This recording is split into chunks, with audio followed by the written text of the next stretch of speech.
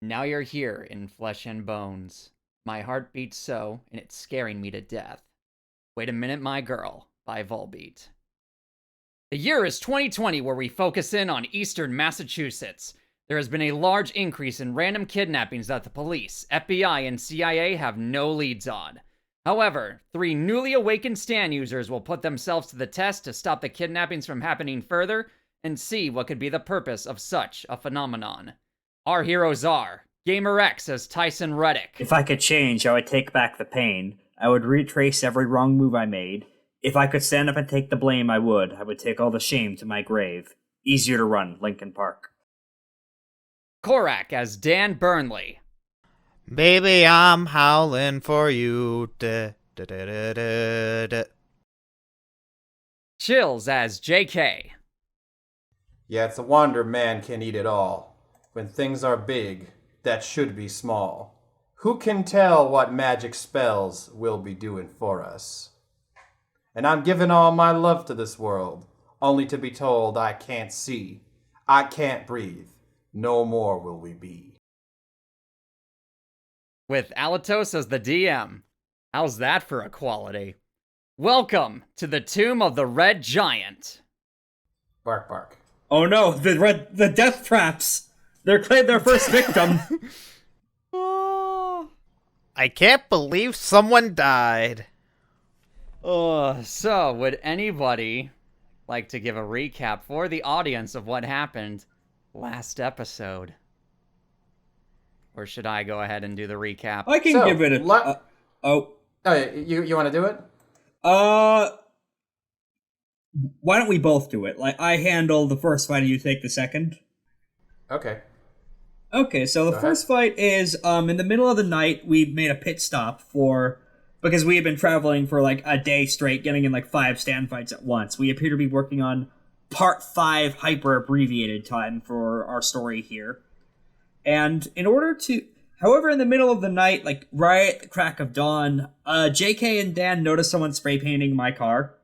They got in a very funny comedy bit argument with him. Right out of something like, whose line is it anyway? And then it turned out he was an enemy stand user who tried to explode us by summoning various potency of explosives to blow us all to hell. Although, it didn't work out super great for him because of protective barriers and some clever stratagems we used to keep him at bay and then just smack him into unconsciousness. Also, he was very stupid. Unfortunately, though, he later had backup. Lots of backup. But first, the first piece of backup came at this strange disco gentleman. Came in, made us all come out into this rainbow field of view. I immediately thought that this was some kind of, subliminal effect, akin to the likes of, the heavy weather rainbow effect. But as it turns out, no, this was just a area of effect where his stand could take hold.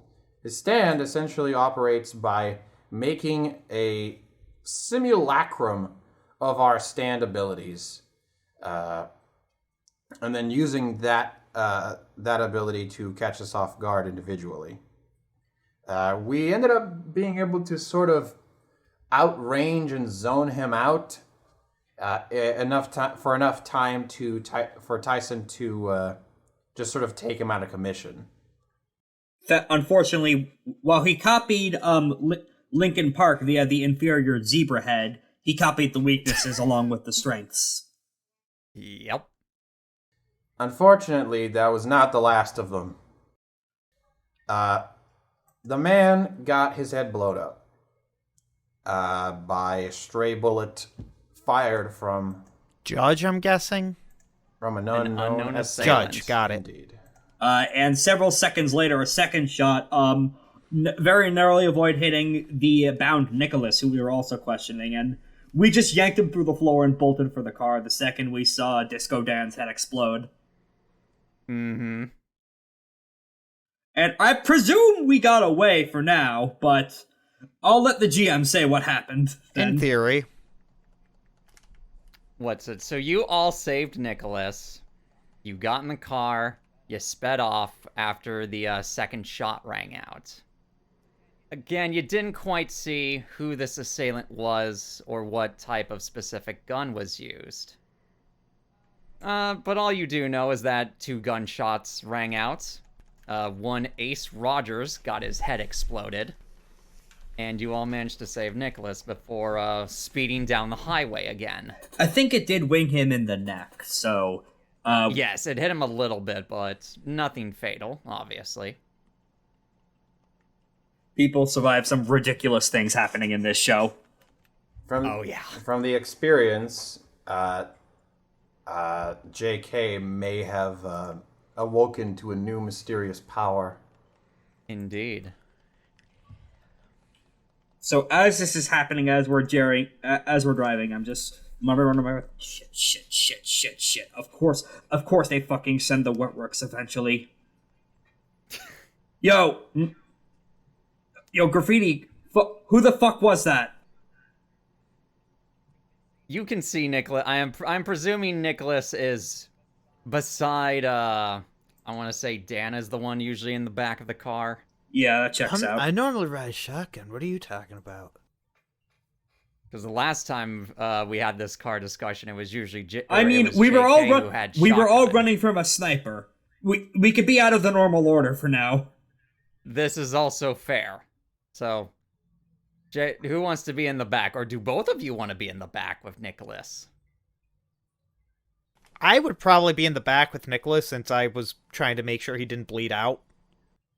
Fair. JK, are you going to be in passenger or in the back?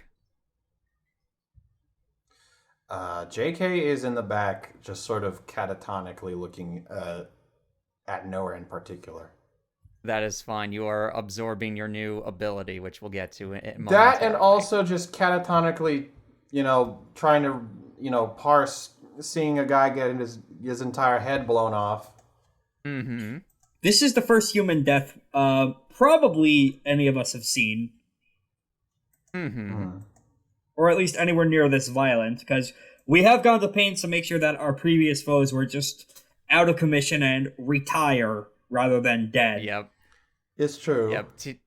KOs or TKOs, depending on the specific ones. Yeah, we're very much in a part 4 type of state. We're trying to keep away. We're not quite part 7 yet, where we're just be like Johnny's dark determination is coming out. And he actually kill someone. I would say part 5 too, whereas it's explicit. Most of the fights ended in death. It's like Johnny Gyro Zeppeli, you have to kill me or you're a conformist. Kind of, yeah. Sakes alive. No, that's literally the text. That's literally what he says. Oh my god. But nonetheless, what's it? Tyson, you see Nicholas in the back holding his neck, sort of rubbing it from the damage that took. Fuck, why is she here?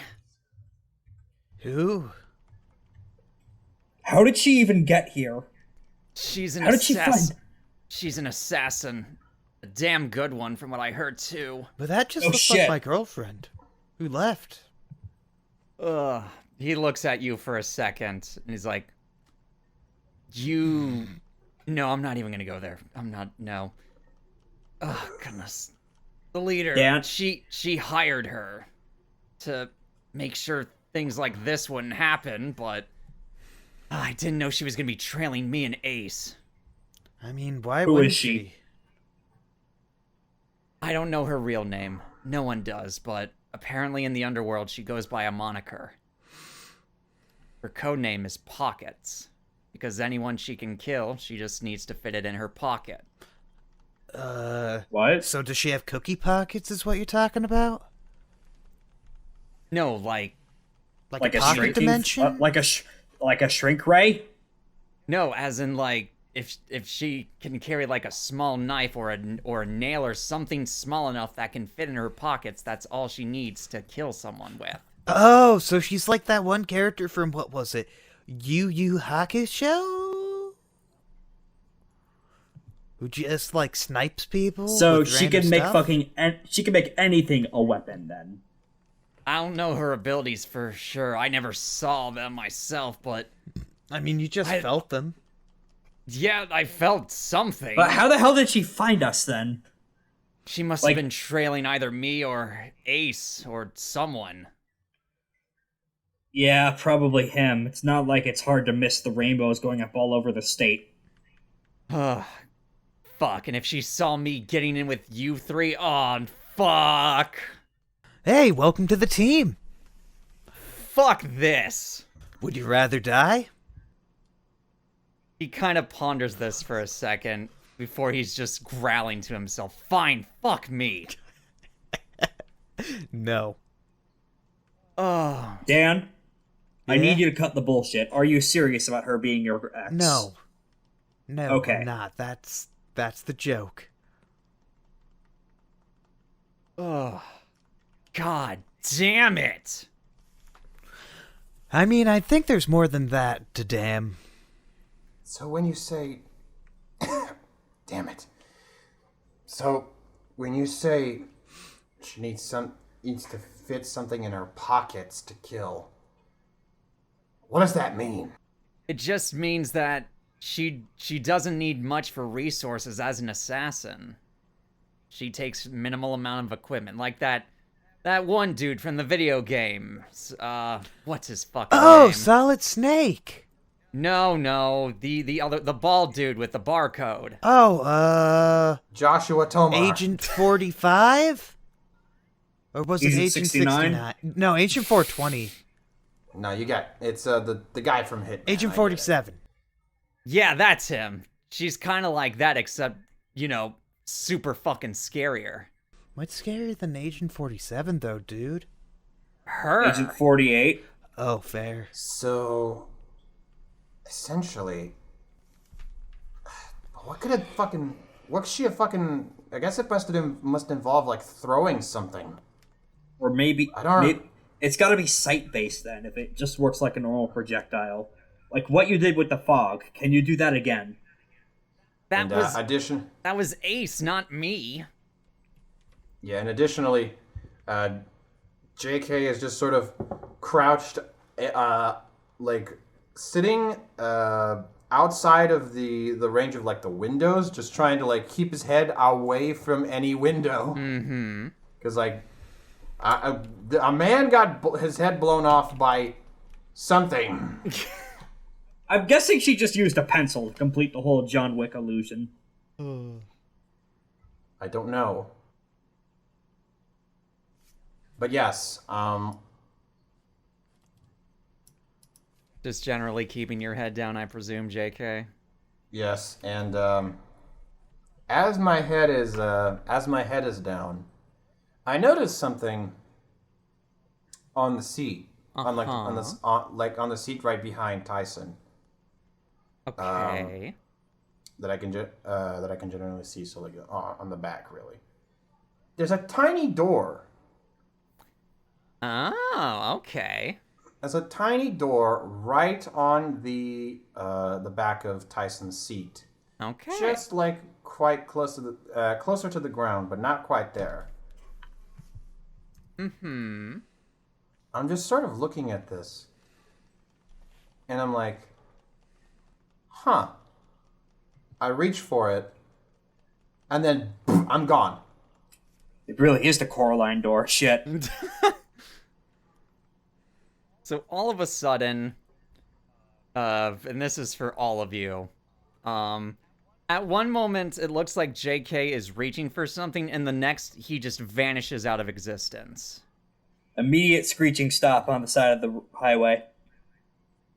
Nicholas almost smashes his head against the little cup holder that you have in the back. What the hell? Where'd he go? Damn it, she's here. She put her in the pockets. Lincoln Park is already out surveying the area. Come on out, you bitch! Surprisingly, you don't really see anything. Nothing's really popping out. No one's particularly doing anything weird. You're mostly alone on this highway as well, but no, you generally don't see any particular interesting things when Lincoln Park surveys the area real quick. Shit, she's getting us down fast. Dan, you see anything? Nah, I don't. Question, do I see anything? I'm gonna say no. Nah, I don't see anything.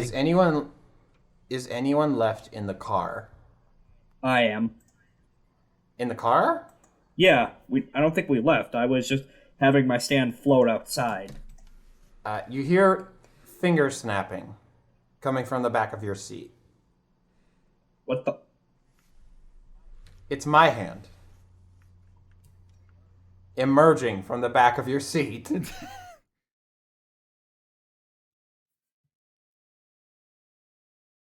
and I sort of extend my hand out, rather. I should also mention this. Both Nicholas and you as well, Dan, see JK's hand kind of coming out of the back of Tyson's seat with an extended reach. She sent his hand after us to taunt us. Coo! And I start swinging for the hand with Lincoln Park. And I go, Tyson, wait! Okay, yeah, the fist stops millimeters from the fist once your voice comes out. Just grab my hand. I grab his hand. I pull you in. Describe where exactly you're pulling Tyson into, JK, if you don't mind. Essentially, when you come inside to this little door on the back of your seat, you immediately find yourself in this porch. Not a porch, like like a living room, leading onto a porch. It's like it's like a very small, sort of like, it's not like, those houses that are just like, these little one-floor houses that feel like a bunch of apartment Yeah, they made reality shows about stitched them. together. Essentially, it's, something like that, sort of suspended above, suspended close view to the street. Leaning onto the porch. You're at essentially like someone's living room. Close by, there's a couch at the center, and off to the side in like an L shape. Close by the door, the front door, which is where you feel like you came in from, staring at the television. And two closed doors leading out, and another closed door on the opposite side. And I'm here with you, sort of crouched on the ground. Is this the inside of your can? What the fuck? No, this is my house. What? Why is your house inside your soda can? Or at least it used to be. This is where I grew up. I remember this. I haven't come back here ever since I was like 8. Or no, 12. Yeah, that makes sense. I don't know what happened. I don't know. I just got something. I just felt so helpless back there, and I just kind of I guess I just found myself wanting to go back, and here I am. What, you put homesick into your can? Is that how that works? I don't think I put anything into my can. I just sort of found myself here. And then you hear another voice. What is a sensation? And you see Space Cowboy now in his fully grown form, sitting on the couch. Sensations. Ah! What the heck? Space Cowboy? What are you doing in there? The can mascot? Yeah. This is Disney's wet dream right here, to make their mascots real to attack people. Answer the question, Tyson. What do you think? What do you think a sensation is? Something that you feel? So who's driving the car? Oh, we came to a stop. Okay. Yeah. Yeah, I parked the second that I saw That JK disappeared. Yes.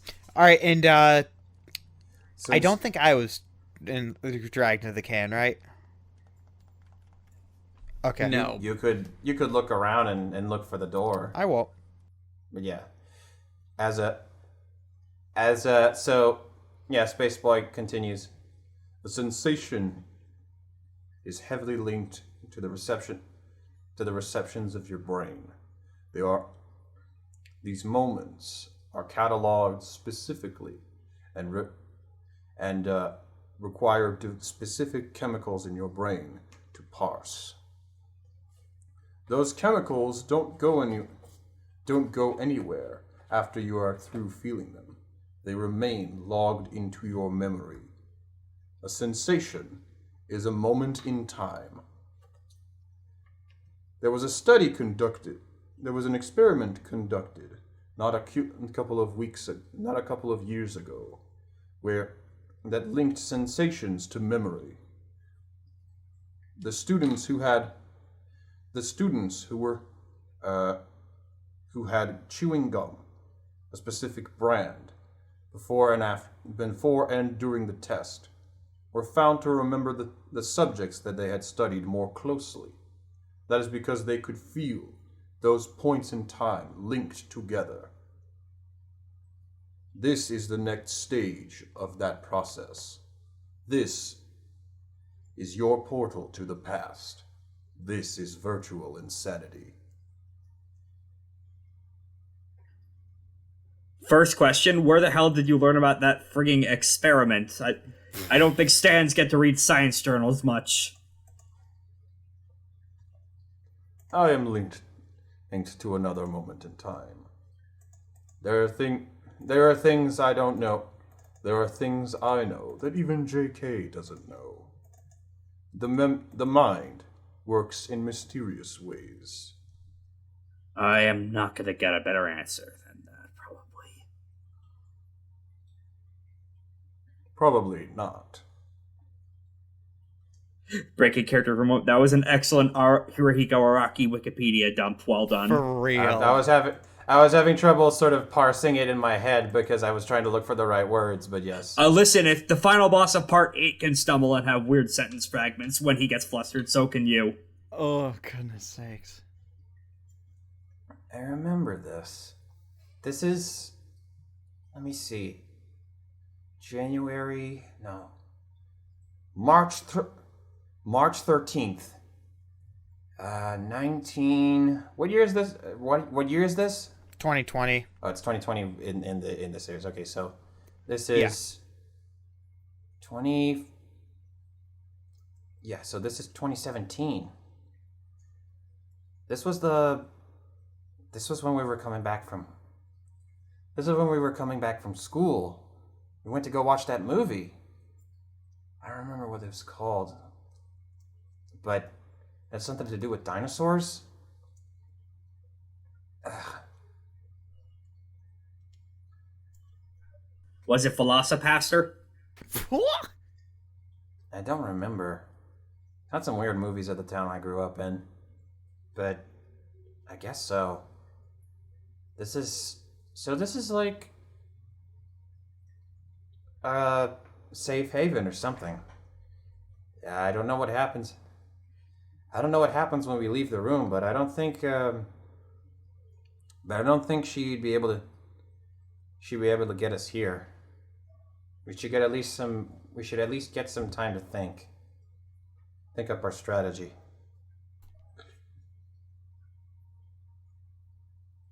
don't know what to, but I don't really know what to do. This is a hell of a new trick for sensation based. Here I thought it was just some kind of mind affecting, like, I don't know, like chemical warfare shit in that can, but no, this is some real esoteric Doctor Strange shit. I guess it's not really linked to sensations so much as memories, you know, like brain sort of pulls from an existing source of, you know, feelings. Chemicals in your brain sort of act, the chemicals in your brain pull the same, pull from the same source to trigger sensations as they do memories, so there's sort of a link to it, I guess. I'm not a scientist, so I don't know for sure. I don't think there's any scientist who could puzzle out what the fuck these ghosts are doing. I guess so. Anyway, I don't know what the hell I could even do with this. Like you said, it's a bolt hole. If you can move the position of the entrance, then we have at least a way to escape the assassin. I don't think I can move the door. I could just make it. Is a door to the past stuck in my car now? That is going to be hell for insurance claims. What am I even going to say on the forms? Don't worry, I don't think they can see the door. Oh, right. And besides, I don't think they could enter if they wanted. I only managed to get you inside because I let you in. Oh, speaking of which, and I opened the door for Dan. Dan, you see JK's hand pop out of this newly formed door on the back of Tyson's seat. Huh. Neat. Not neat. Hey, Nick, you okay? Or... I'll be fine, I think. Ow. Okay. Are you going to grab onto JK's hand? No. No? I grab his fucking neck and I pull him in. I grab a cuff of his shirt rather and pull him in. Oh. Are you just gonna let that happen, Dan? I yell, get in here. No, you're okay. Then I'm gonna need we'll say, power from JK, and this is just you using it. This is not your stand using it. And Dan, I need you to roll speed again with just you, not your stand. So both of you roll. The correct 92 special. Plot is happening. No, thank you. Yeah. That's a D6, not 20. I was about to say 20. you need to roll a D20, preferably. Yeah, I know we were just talking about the Avatar game, and that uses D6, but wrong game. All right. So beat that. it's 2d20 minus the right. Well, no, 2D20 take the lowest. 2d20 kick highest, right? Keep lowest. Oh. Wait. It's How? the same result. How? Goodness sakes. What the hell? Correct. He's trying for reference to the viewers, he's trying all sorts of command lines, and it just keeps returning. He didn't write the two. I think. Oh, there we 6. go. Okay. 3. That barely works. So I got a 3 versus a 2. Indeed. So you both failed, so nothing happens. So you don't get pulled in, but you're still within arm's reach. Can we say JK. Can we say that the seatbelt keeps him in place? I guess so. Dan, get in here. You too, Nick. Oh, you're dragging Nick into this as well? Yes. Okay. Nicholas takes your hand and gets dragged into the mysterious space that is your home in the past. What the fuck is this? Question Welcome for to Mikasa, I guess. Question for Chills. How far does this space extend beyond your house? It's the length of my house. The space depends on what the space on what the space being represented in the memory extends to. So for example, if it's like like a corridor or something, it extends as far as the corridor will go. Like, it's all dependent on the shape of the space. I should mention, when you look outside the windows, it seems that beyond like the front yard and sidewalk, everything just sort of evaporates into a dense mist. Sierra mist.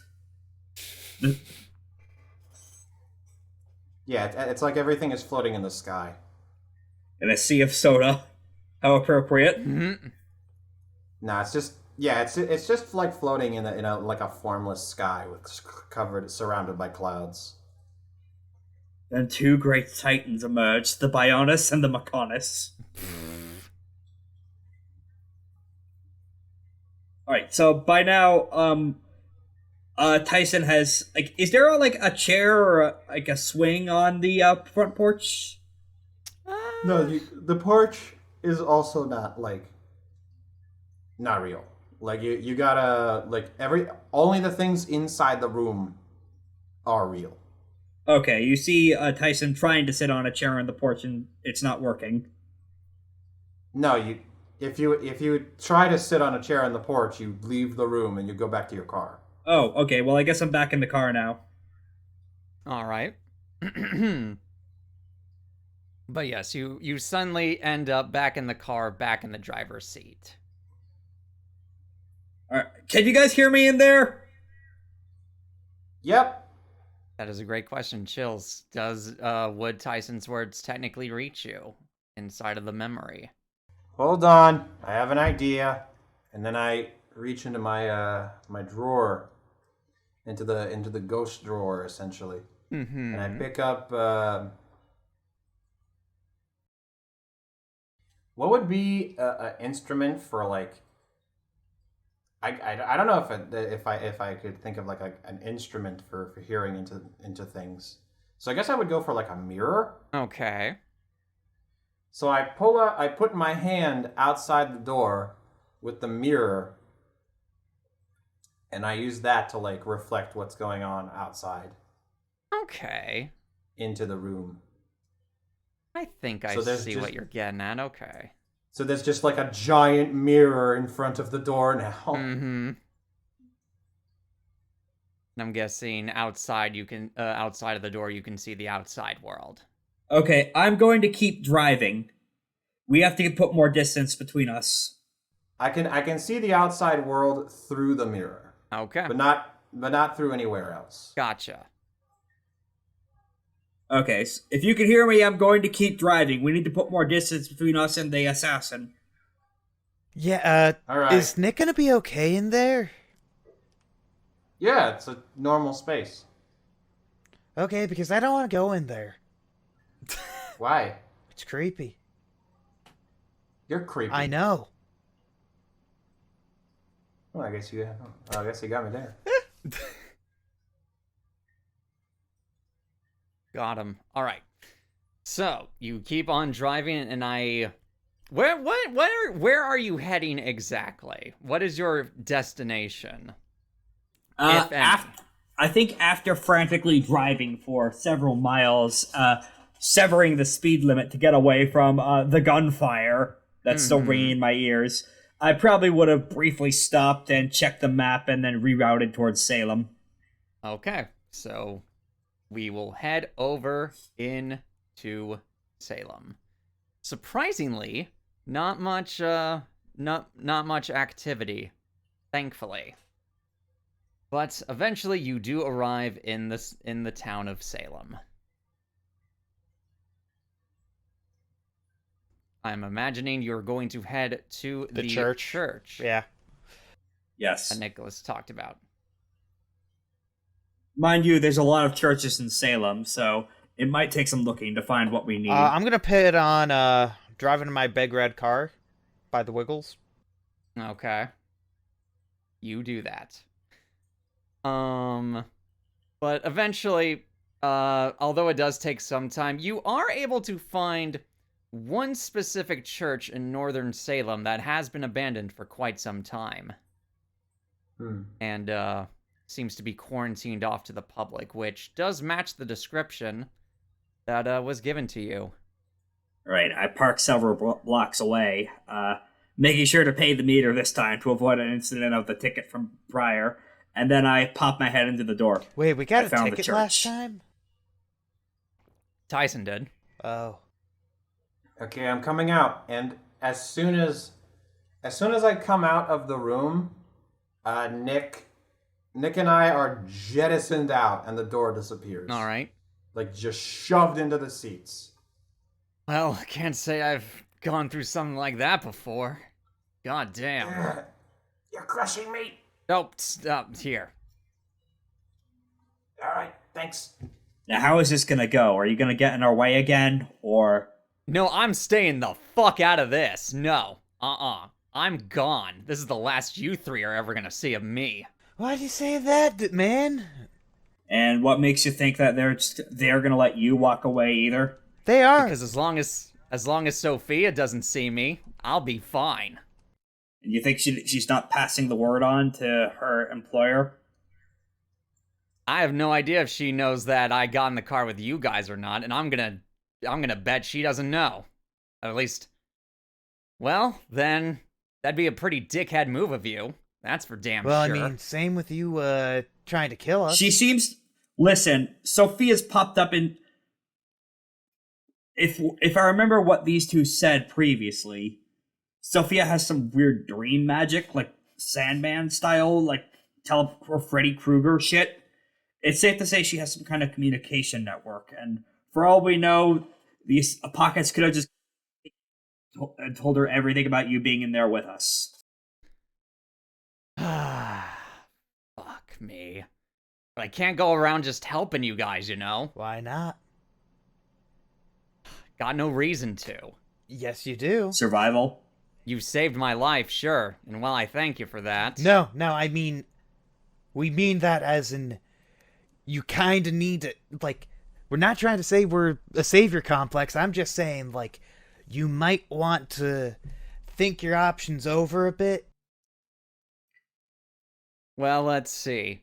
You might have no other option. Here's the two options I'm seeing right now. I leave, I go back to the cult. Either I get killed immediately, or you three assholes beat me instead.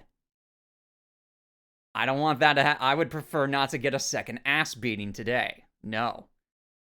Or Yeah, I think we're fine. Or alternatively, I join you guys. You get however far you do before eventually getting to the boss, and I still get killed by her. So, just getting as far away from this situation as possible, that seems like a pretty good idea to me. You know what? That's fair. That is completely fair. I'm giving you a warning. If she's as powerful as you think you is, how far do you think you're gonna get?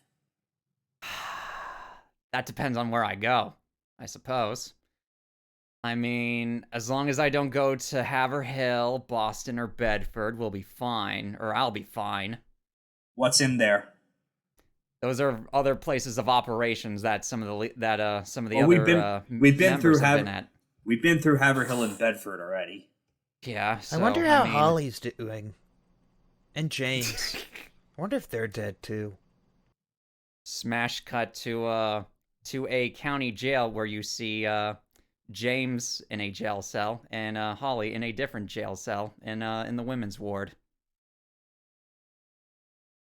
Smash cut back to the group. Wow. Okay. Nice. Okay. Not that we saw that. Yeah. That's for the audience's benefit. So they're still alive. I'm going to assume they're all dead. Yeah, in character. I would be too. Man, they're probably dead.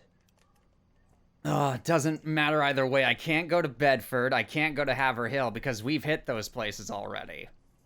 You step out that corridor, we can't guarantee your safety. For all we know, at the second you walk out, your head's going to explode.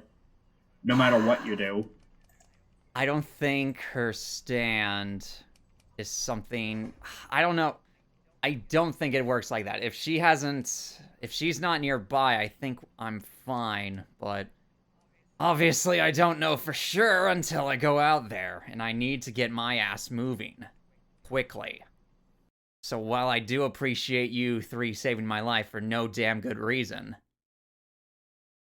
I think this is where we're gonna say our goodbyes, and you three forget about me, and I'll sure as fuck forget about you three.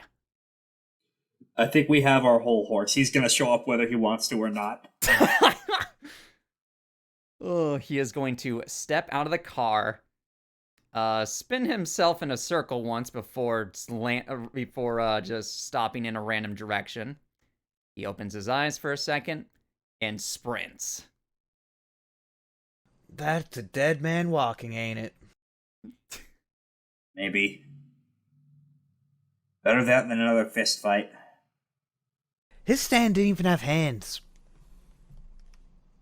You know what I mean. I know. No, wait, his stand was his hands. No. Maybe? In any case, let's go. We're wasting time. God knows what they're doing to everyone in there. JK, come on. All right. Let's move it. All right. At least get some defense against it, at least. How are you three going to approach this abandoned church exactly? I'm going to have Sergeant Radiohead sneak in and monitor the situation.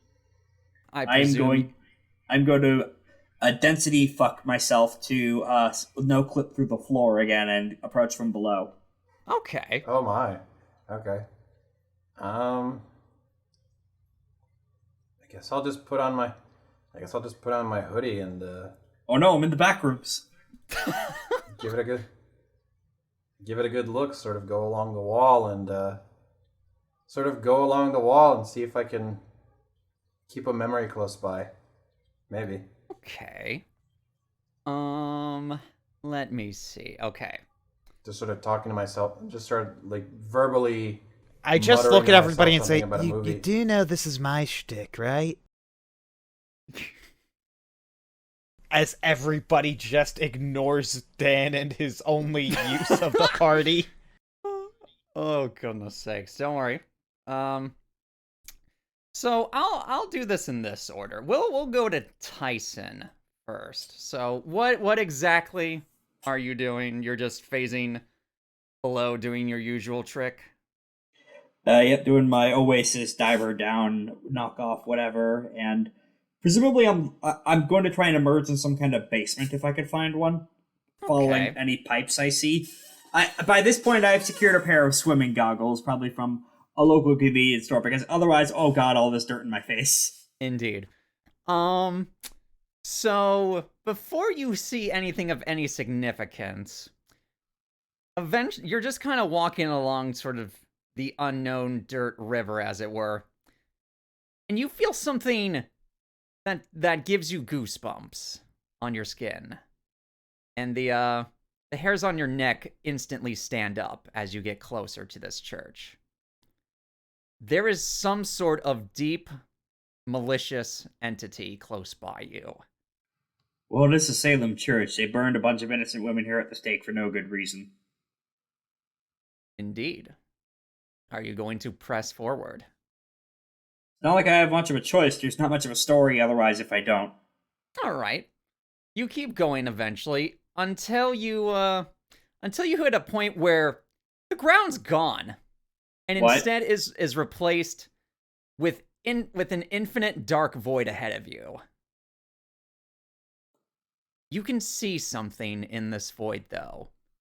Something barely visible to the human eye. It's a bunch of disembodied hands that appear to be swimming in this void. Well, if I've already looked at them, I'm fucked then. That's how the hallway rules work. I'm assuming that is not the same case here. That does not appear to be the same case. They do not appear to be giving you any attention. But you can barely see that they are in front of you. I choke down a scream because I've done enough of that for the past few episodes, and I think at this point I reverse direction and just kind of fly upwards until I start drifting through the church and then through the air. Okay. So you're just going to go the opposite direction. You're going to go to the roof of the church at this point? Yes. Okay. Surprisingly, you do not see any sort of evil entities whatsoever on the roof of this church. Okay, I'm going to send in the WhatsApp to the group. There's a hand fuck pile somewhere in the basement. We will now cut to Dan. So Dan, I'm still in the car. yes, but you are using Sergeant Radiohead. Sergeant Radiohead. Yeah, And you can baby. see this through Sergeant Radiohead's little communication device. So you're able to get in through the church, through a small sort of opening in some of the gaps for the wood that was used originally to make this church. You get in and eventually find your way into the central area. You see two girls in the middle of the congregation area. Do I see a 1 cup too? Oh my goodness. No. sakes. No, you do not. Good. Let me give you the images of what these two girls look like. There are some places even the co-host of Monster Mates won't go. Indeed. So this is one of them, Okay, I shouldn't know their names, right? and this is the other one. Oh, cool. Oh, the first one's a member of Organization 13. And the second one's the is in Pokemon Scarlet and Violet. Let me look at them. I actually forget to look. Man, look at that. I jot down. Okay, 2. Glad Xemnas' transition went so well. Do I hear them say any names? You do not hear anything, although, Because they're already here to kill me. what's it? So it should be noted that inside this church, there appear to be 4 statues made out of, it's hard to tell if it's either a copper or a brass from how far away you are. But what you can tell from the statues is that whatever material they are made from has a reflective property on it. You don't get to swim too far inside this church, per se, before a small red strand comes out of one of the statues and is shooting directly towards Sergeant Radiohead. I will need you to make a roll for a speed roll, or whatever you wish, against this attack, please. Okay, I will use Spade, which Speed. is AC. Yep, so that would be, if I recall correctly, 1d20. Yes. That's reasonably fast compared to a human scale. That's like Olympic medal. Yep. 17! 17! Ooh, good. That is a definite success. So, you are able to avoid this red strand right before it pierces through Sergeant Radiohead. You can now take a closer look at this red strand and see that it appears to be barbed wire made out of blood. Huh. It is at this point that you can see one of the girls starts shifting, specifically the one with long black hair. Seems we've got ourselves an intruder. I'm gonna take the car and drive to Mississippi. Alatos, this is a very bad time for me to have watched The Ring several days ago. Oh no. Oh boy. Uh-oh. Oh man. All right. So what is your plan of action, Dan? What are you going to do now? Drive to Mississippi. Okay, well, You do have range A. Yeah, I can still keep an eye on them, and they will think that I'm further away or closer than I am. Indeed. Although I do not think you have enough gas money to get from Massachusetts to Mississippi. Yeah, tank's only like half empty. And you currently only have $210. That's more than enough. That is not close enough. Gas prices here are cheap. Still. It's only $1.20 a gallon. No, it is not. I wish. At this time, it was. I do not remember. I don't think it was that low that time around. It was $2 in Pennsylvania, even. That sounds a little bit more close. Let's see. But either way. Let's see. Is there anything you're going to have Sergeant Radiohead do? That's a good question. Mm-hmm. I might have him, I don't know. I honestly don't know what would be the best solution You here. should probably GTFO Sergeant Radiohead. Fair enough. I'm going to have Sergeant Radiohead go in the complete opposite direction Okay. that I'm at. Okay, so you're gonna go deeper into the church. Yeah. Oh. They'll never expect me to go deeper. Okay. Let me just, I should say at this point, okay, since you're going deeper into the church, you see something else. And at this point, I'm going to actually, I won't do that yet. At this point, you see what appears to be a large hole in the ground, almost like a fissure inside of the ground, that appears to be an infinite void of darkness. The darkness! It is somewhat close to the entrance, but not, like, directly next to it. The dankness! You can also slightly tell from what Sergeant Radiohead's feed is giving you, there is something in that darkness that you can't quite form out, but you can tell that there are presences inside of the eternal void moving around. I don't like this. I don't like this one bit. Indeed. Why am I becoming country? I'm scared. You see the girl in the hoodie sort of crane her neck a bit before you hear one of her vertebrae popping. Do you want me to take care of this one, Francine, or do you have it? Oh, don't worry. I think Elizabeth will be more than capable of handling this.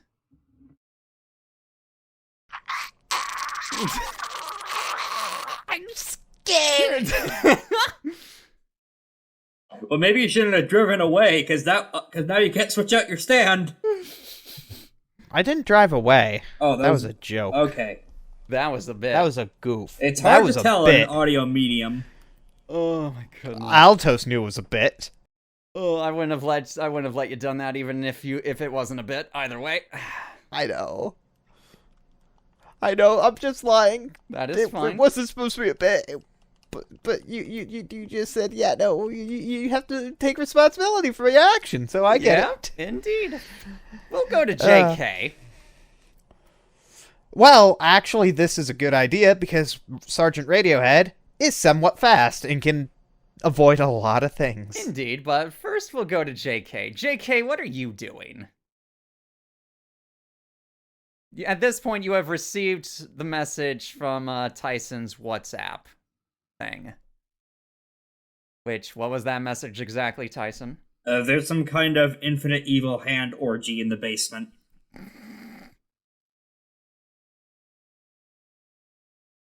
So, JK, how are you going to approach the church? I guess that's pretty bad. I'm gonna. Okay, you're gonna think this is stupid. Uh-huh. I'm gonna use my. I'm gonna try to remember. My. A memory involving a cellar. A cellar, okay. And then I'm going to try to use the memory to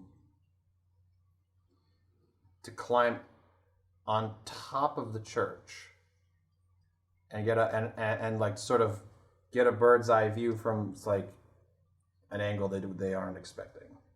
Okay, so you're trying to put your memory door on the top of the church?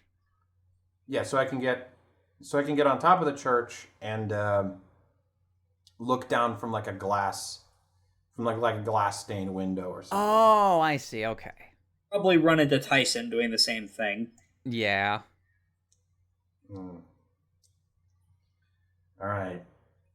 Good thing I'm still sleepy from the last time. And I'll try to identify my mark and wait for the signal to throw something at him. Sergeant Radiohead is just playing the Benny Hill music. Is there anything on the roof I can huck at these women? Let's see. You two don't exactly see. Actually, no. I'll say you kind of see the two ladies inside the church from a couple of holes in the roof. But to answer your question, Tyson, it seems the chimney for this place is still intact. So you could always take a couple of the stones from the chimney, and you could always chuck it at them as well, Or the entire chimney? or the entire chimney. Either way. Which is kind of messed up if you think about it. You can make it extremely light so that you could throw it, and when it gets further away from you, it becomes extremely dense. Yep, because that's how short dense. range work. Short range of Lincoln Park means it wears off. It's a really fucked up stand when you think about it. Yeah. But either way, I imagine... Not quite weather report levels of this could kill the world, but holy shit. So I imagine you're going to toss the entire chimney at these two ladies. Yes, I am. In true... Let's see. Wait, Tyson. Yes? Before you do it, let me give it a special spice.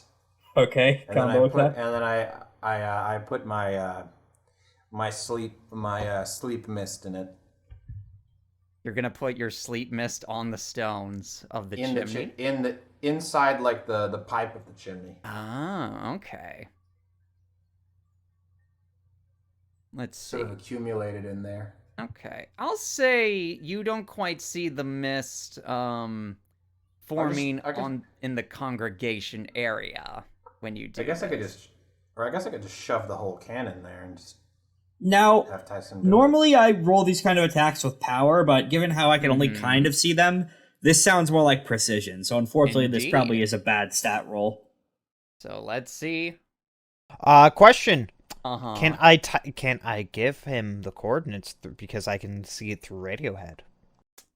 Would you be able to see Tyson and JK on the roof from your location? I don't know. Would I be able to? I'm in the car still. You're in the car still. I'm gonna say on the part of the location of the church they're at, specifically on the side of the roof they're on, you can't quite see them. Okay. Okay, let's see how this goes. Oh, wait, no, that's the fucked up roll. Let's just roll 2d20. Yep, and then... Oh. Now is that highest or lowest?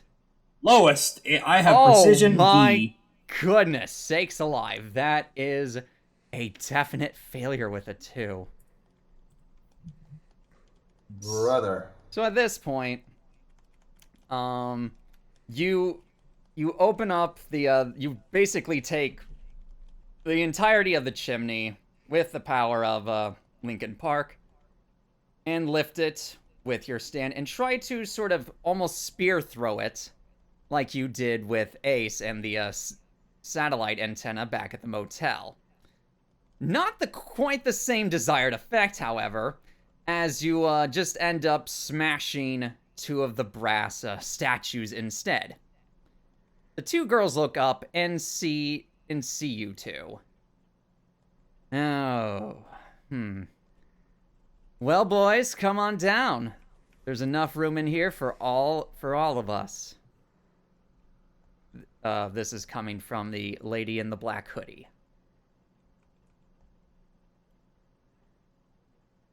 Ah, shit. All right. Time for plan B. Movie theater. At this point, I'm just going to put you all over here. All right. So where is our good old friend, Dan during this. And I will get to that here in a second as soon as I get these character tokens. Yeah, we could just use a token of Dan, or alternatively a token of a submarine. Are we in given Dan's what Dan the person is doing? He probably can't get in the WhatsApp right now, Probably so not we when can't it's really communicate. focusing on Sergeant Radiohead's transmission. Yeah, exactly. So let's see, and then let me get. We'll say yeah. Then I already know. So Dan, you're probably hold on. Let me get to the right thing again. I do this, and then I put this here. Oh, I said put the token on, curse you. There we go. We'll say that at this point, Sergeant Radiohead is like right there. Okay. Let's see. Since JK and Tyson, you are on the second floor, I do not know how you would technically be representative on this field. Probably in like the church pews, like the upper segments.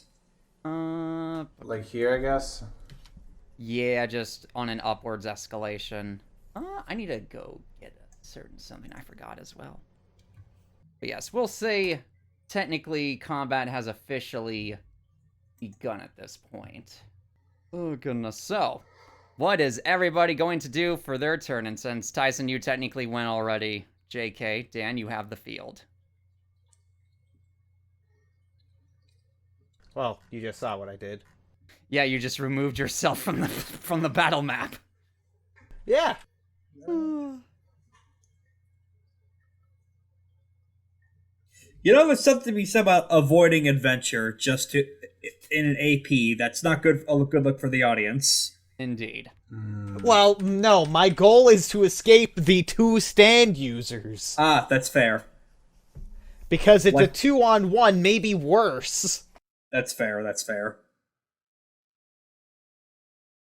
JK or Dan, either one of you two. I would like to get out of the car and try to get close to there while I have Radiohead dive into the floor or dive into Wait, where do you park? stuff. Where do you park? Where do you park?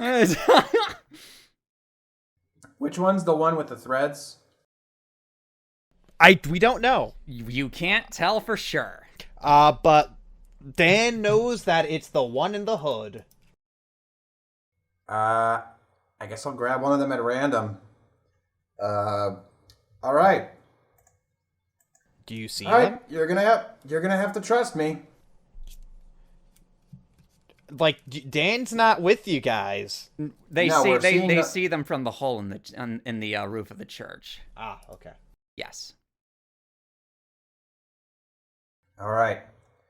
You're gonna have to trust me. For some reason, I feel really good. I feel better when I'm inside that room. Maybe I can make this a fair, less fair fight after all. Here I go, and I'm going to use my I'm going to try and use virtual insanity. Mm-hmm. And jump from the roof onto the like through the the glass ceiling of the church. Mm-hmm. Into the direction of one of them. Just one. Doesn't have to be both. Okay. Welcome to my gamer pad. Grab one of them. I'm gonna say roll precision for something like that. Specifically to see if you end up in the location you want to. You see, I had to trap the ring girl in the hell dimension because she disrespected gamers. Oh my goodness. She disrespected Dan. Oh my goodness! Ooh. Nat 20. Yeah. Question, momentum, though. Not just momentum, technique. Before we get into technique. that, Before we get into that, momentum and stamina have all been reset to their Natural positions of 0. yes. Yeah. What about my Yes, dodge? says Does that 0. give me a plus, or is that not Let me counted look at your- still? Let me look at your thing.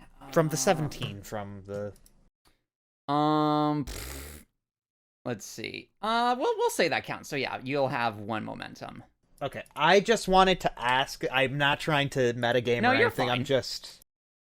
No, you're fine. That was a good clarification. But yes, that is a natural 20. Which one of these two are you going after? Hood or no I hood? guess let's roll a 1d2 because I did say I was going after them at random. Okay. As in, is virtual insanity a new stand ability or just a technique? It's It is an ability. yeah, it's an ability. Okay. It's an ability. It's like Act 2 of Canned Heat. Okay. It's like Kira's stands. Okay. Because techniques just add a +3 to the roll, but Yep. But that is not the case that we are using. Yes, that's not nature's way. So yeah, roll a d2. On a 1, it's the red-haired lady, and on the 2, it's the lady with the necklace. somehow hits a 3. All right. It's the red-headed lady. All right. She is going to make a speed contest to dodge out of this. And... Actually, yes. Actually, since it is her and not her stand. Nope. Not quite. Oh, So- so she has a natural physique of a C. Okay. Or wait, no. Yes, you're right. Why didn't I roll 2d20s to take the lowest? I'm insane. Now we'll take the 12. I said we'll take the 12. God. Oh my goodness sakes. Still doesn't beat chills. I know. True. That's still hilarious, though. An 18 Yes. and a 20. Yeah, that would have been psychotic. Oh, but no, it's keep lowest, so it is yeah. an 18. You still succeed. Let's see. So where are you taking her exactly? To Holly's stand. I'm taking her to a movie theater. Just to a movie theater. Okay. To my hometown movie theater. It's if you've ever been to like a really small, cramped theater, like ones that like typically a one that you use to see like independent movies or art house stuff. Yeah. Things that were put there like specifically on a schedule, something like that. Okay. It's small. It's sort of corridor shaped, like almost about the width of like essentially like from here to here essentially, and then sort of like a corridor shape.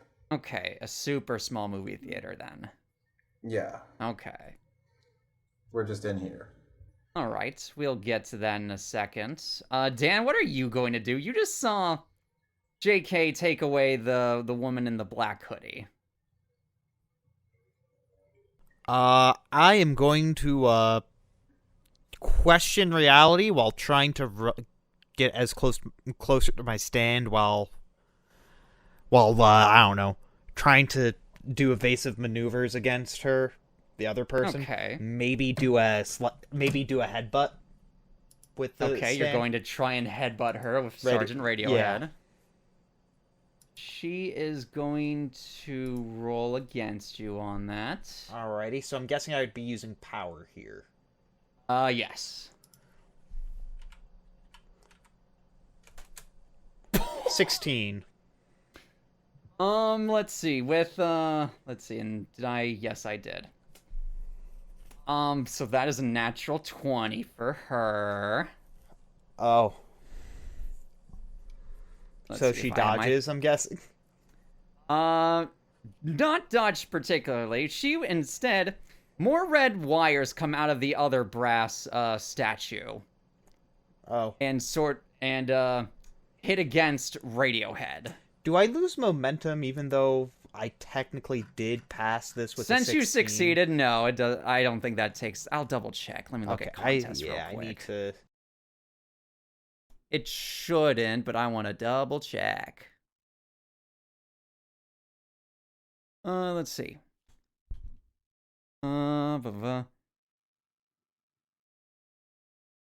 Okay. I am sorry for not remembering. There's a ton yeah, okay. Since let's see. And technically since you succeeded, no, you don't lose any momentum. Okay, but I don't gain any momentum from this. You do not gain any momentum. Okay, and technically neither does she. Okay, good. But yes, she is going to hit Sergeant Radiohead with the red wires. Do I feel anything? You feel. Let's see. What's your durabilities? E. That. And then her thing is that. Let me look at. I see. Okay. So you're gonna feel like your arms got sliced by razor blades or by something super sharp. Like hard or brushed? Like hard. Oh. You take 4 points of damage. Oh God! So wait, you can do an attack as an option against another attack that deals damage. Wait, hold on. Let me double check because it's been a while since we had something like this. Like I'm not trying to be like, hey, it's one of those where this is like okay, so this takes up her turn too. Then hold on, let me double check. We haven't had this kind of situation in a while. Okay, I see. So no, not the case this time around. She just stops you from headbutting, hitting her. Okay. Yes. All right, I apologize. It's just one of those where I'm like, wait, so I could have said I dodge and then attack immediately. That is my bad on that one, but either way, that is your turn. Yeah, no, I guess that was my turn. I am running towards it while commanding to do an offense there without... Okay. Granted, but now... Do I have to be close to switch stands out? Yeah, or does it just vanish? I'm going to say it just vanishes from its location and goes back to you. Okay, so I might do that next round. Okay. Either way, it's her turn. And she is going to try and hit Sergeant Radiohead. Bop. What's the durability on Radiohead again? E. Let me double check. Yeah, okay. So yes, that is going to hit. I would like to... That is a contest against it. Contest with precision. Okay. Go right ahead. 15. Not quite. Got it. I'm afraid. But yes. But yes, she is going to hit you with the attack. Okay.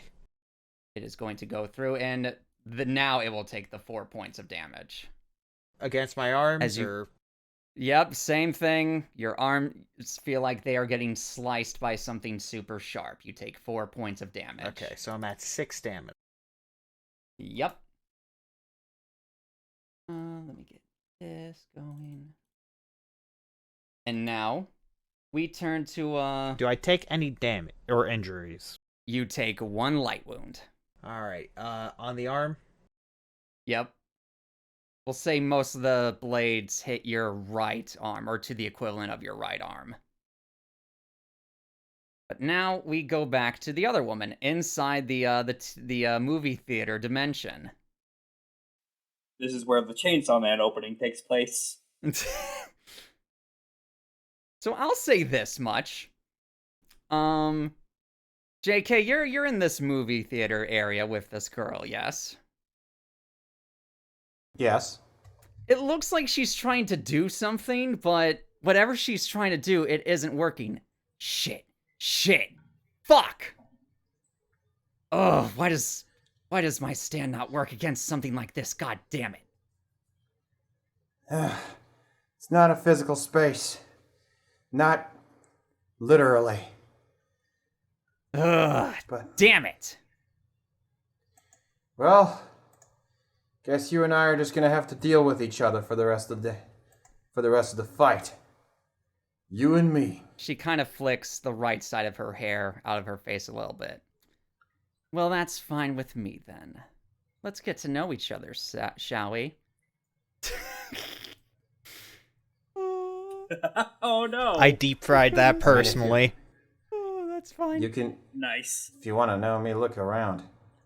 And then the memory is actively happening as we're fighting. Essentially, there's Oh, that's cool. like a cowboy movie on the screen as like an old spaghetti western on the screen. Okay. As we're fighting, and like the theater is like sort of filled with a weird mist where like all the people should be, except for 2 seats which are occupied by a younger version of JK and his brother Dan. And they're commenting on the movie is like, you know the guy who did this soundtrack is really specific about the sound. Do you notice how he tries to get a specific sound out of the theater? You know, it's like the whole, you know, it's like the wind.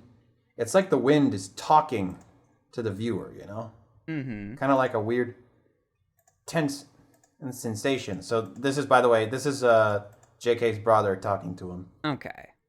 They're sort of having a conversation about the movie as they're like whispering a conversation to each other as we're talking. And then we're just sort of fighting each other now. I guess she can get the first move or something. See, looking at someone's, I presume this is what? Is this supposed to represent something to you, or what? This is the first time Dan took me to the movies. Dan. Who is he to you? Your brother or something? Bingo. Ah, I see. See, don't get me wrong. You can learn a lot from people's memories, sure, but I like to ask people things, personally. I got a real good knack at asking questions, you know? What a coincidence. So do I. How keen. Well, here, let me introduce you to myself. My name's Reyna Falcone. And you are? JK. Enough said. She extends her hand to you. No way, Jose. Aww. I'm not too keen on taking any sort of kindness from strangers. I know that better than anybody. Probably a wise thing in the end, but no matter. Well, since you got me trapped here, it seems like we have some time for a bit of Q&A between each other, don't you think? That, or we could beat the shit out of each other. Your call. I'd rather not, especially since, well, you know. She snaps her fingers a couple times. Again, looking as if she's expecting something to happen, but it is, not occurring. Right. So then, let me ask you this then. Why are you and your friends, tearing shit up for our group anyway? Just trying to get back something we lost. Something that was taken from us. I see. Important people and all that. Figured it was obvious from, the cavalier attitude. Sure, but people usually tear shit up for a lot of reasons, don't you think? Could be own personal interest, could be some selfish motive, could just be for any sort of damn reason they can think of. Maybe even just for a bit of fun. I don't judge. Well, I suppose it would be natural to have a lot of reasons in your head as to why somebody would, I don't know, feel particularly keen about dismantling some weird esoteric ritual to revive some dead god from who knows where by kidnapping a bunch of people. She kind of giggles at you a bit. Everyone has their own reasons for joining the Red Giant's ladder. Some have better motivations than others, sure, I'll grant you. But, hey, Not all of them are for religious reasons. Yeah, I figured. Seems like a weird. Still seems kind of sketch for somebody just looking for money or something. I Yeah. don't know. Well, hell, even people like James, you know, he was only in it for personal gain. Even to a little bit of, even Holly to a bit of a degree was in it for her own glory as well. Seems like this lady you guys follow has been making a lot of promises. Promises I think she can deliver on between you and me. Yeah. Well, there's a saying I used to know, but it doesn't translate very well to English. Basically says when the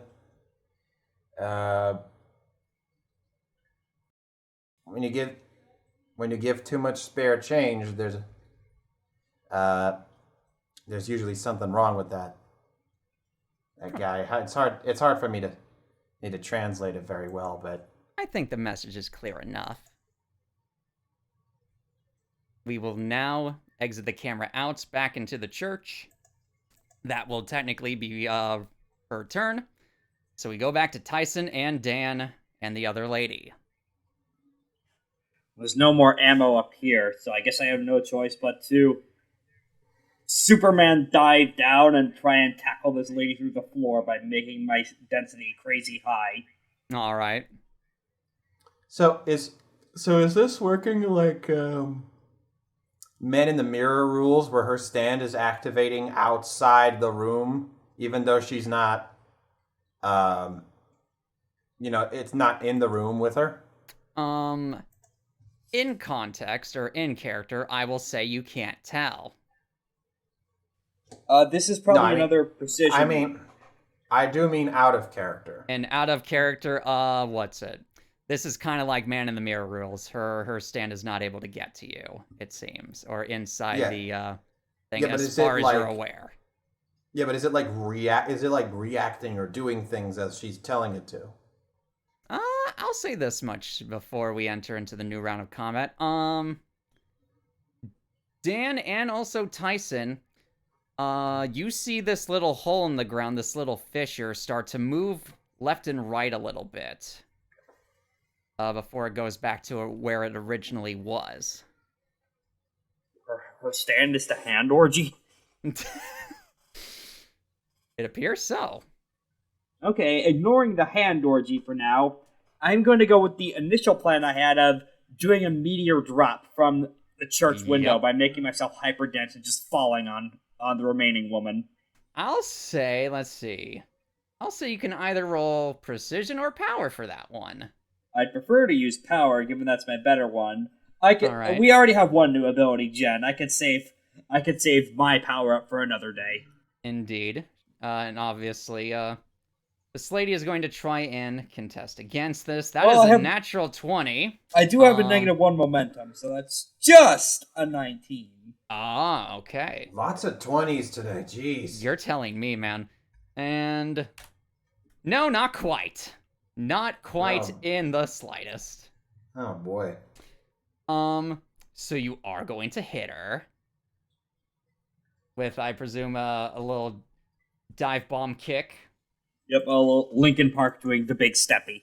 Indeed. Let me see your thing. Smash Bros. Footstool style. Let me see what your thing is for that. I see. Okay. So yes, you hit her dead on the head.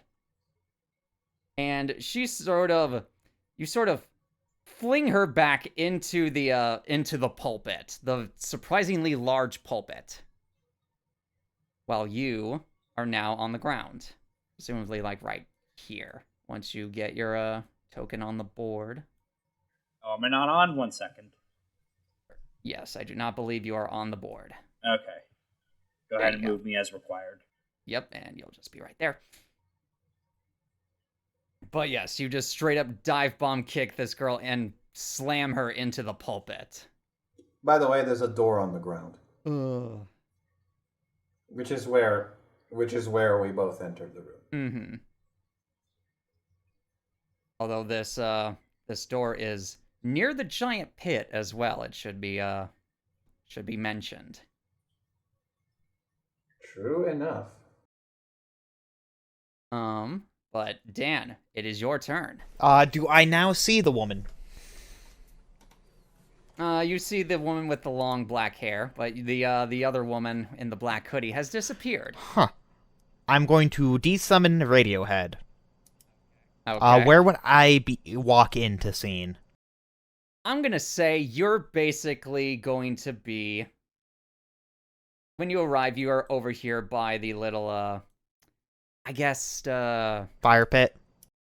yeah, the little fire pit that's right in the middle. You end up over there, or by the time you get here, you're about over there when you call back Radiohead. Question: summoning 10-cent pistol and doing an attack. Does that? Would I be able to do that? Well, I'll say there is barely enough time for you to do that. Barely. Okay. So that is what I am going to do. I'm gonna fire off a You're gonna shot. fire at this lady. Yes. Okay. 16 if I still have my momentum. Yes, and then she is going to contest against you. I need to make sure I have that as the thing.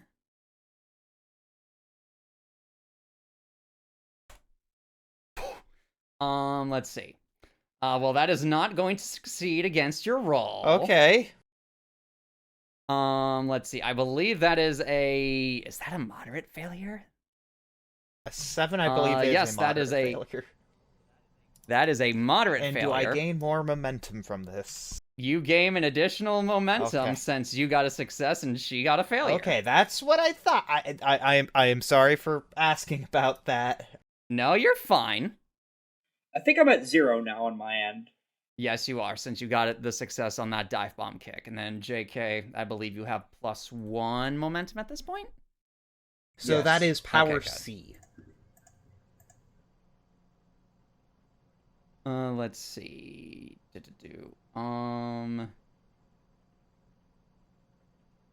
Let's see. So yes. So yeah, you do shoot her.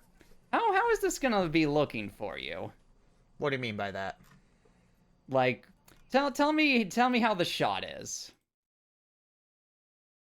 So the shot, it's going to fire a submarine missile. My stand is probably going to be summoned a bit away from me, Okay. and it's going to fire through the ground and try to up and hit her from behind. Okay.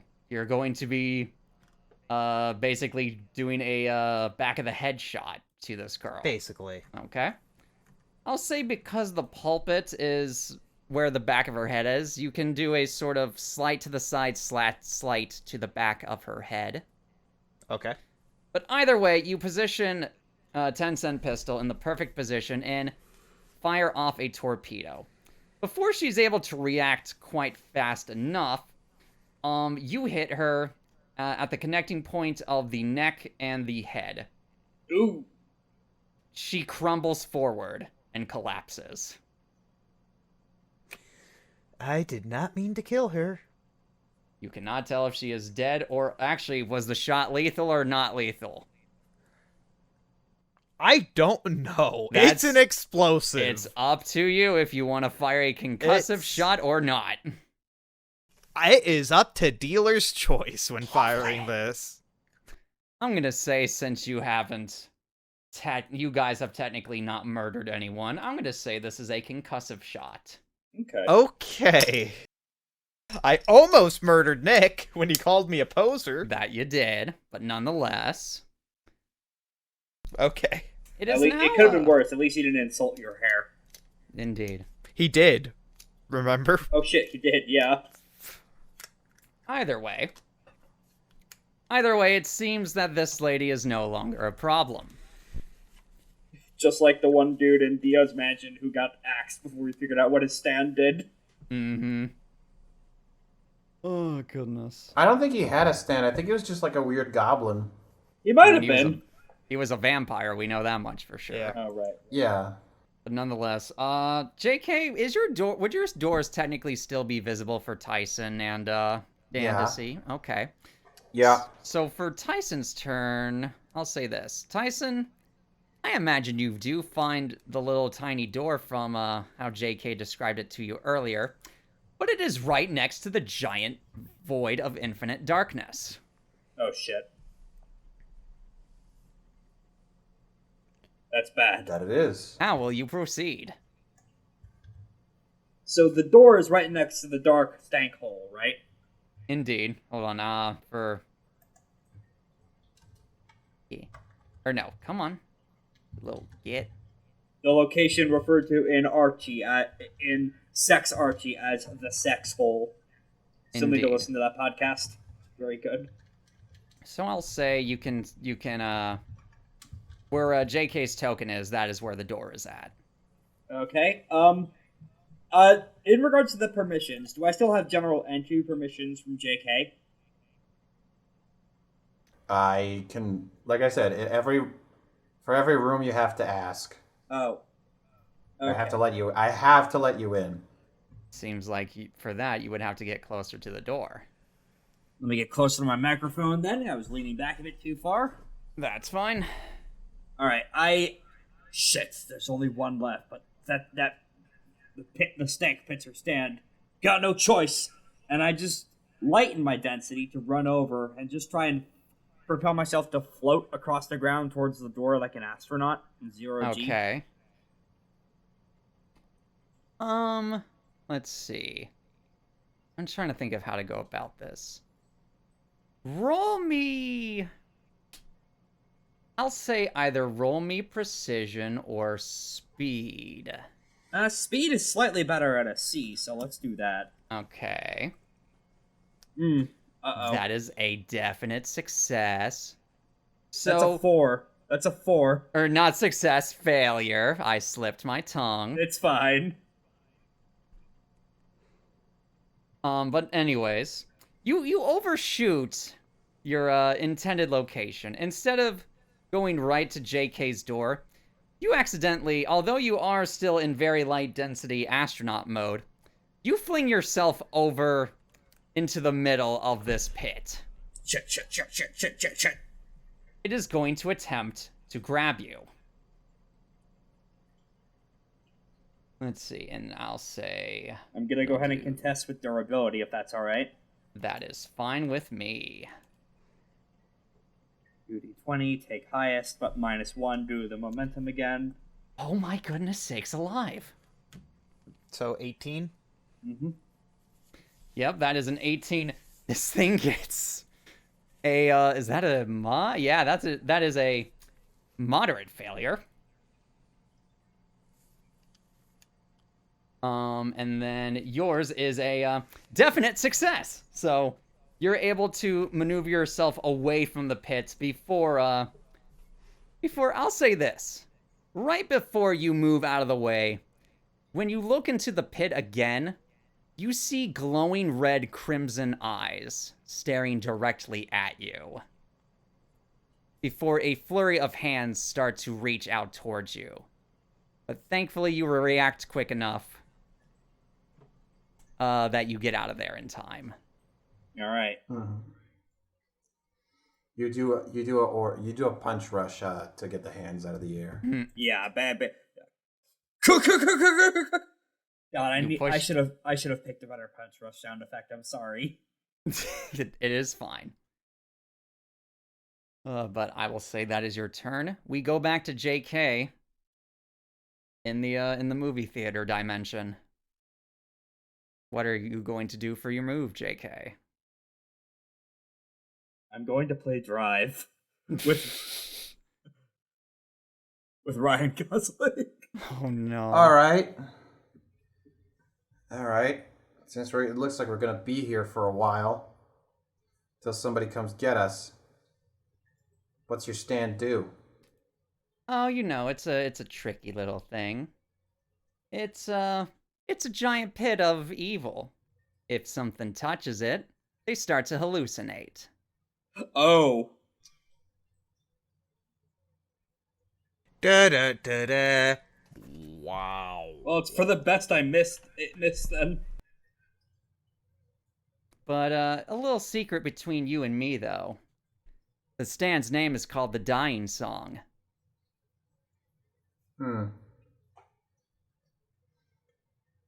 Pretty cool. All right. What about your stand? Well, I suppose it's fair.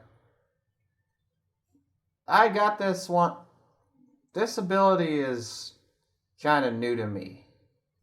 My typical stand is a little trickier. It's like a soda can. I could put sensations in there, and if people breathe in the mist, they start experiencing them in a bit of a heightened sense. It's called canned heat. Huh. But this one is, well, I guess I'll just call it like I called it before. This is virtual insanity. Oh, I see. Okay. Like the name. This is a moment in time. Frozen in time. That we're experiencing right now. Not that kind of time freeze. Well, with a stand kind of like that, you could rob a lot of places, you know. Just put, like, gullibility or suggestibility in the cannon. You could fool any bank manager or any sort of large corporate bank to give you all the money they have.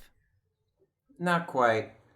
Those are more traits than sensations. I can only really make people feel dizzy or sleepy or drunk. Well, what about the feeling of Things you giving can someone feel. money?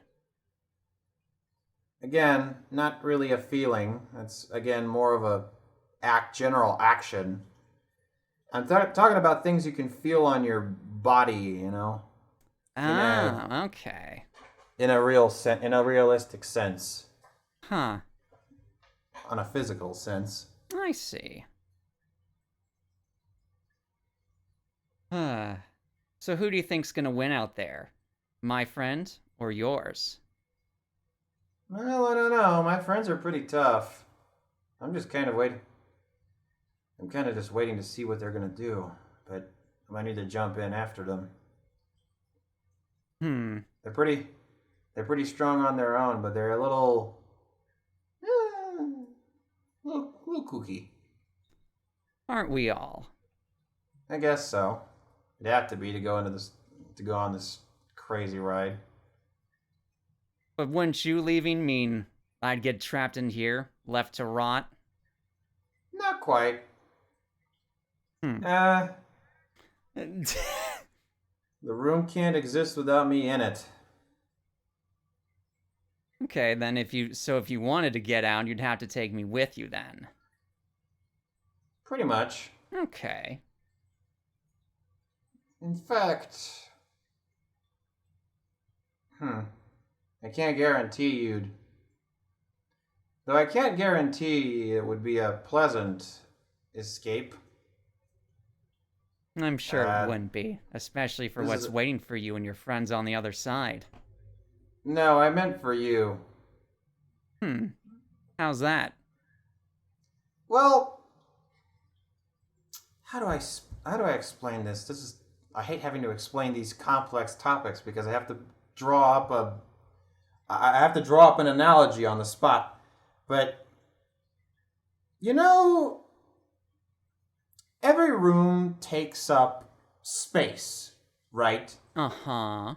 And in that space, there's air pressure and wind and, you know, like air in it, right? Yeah.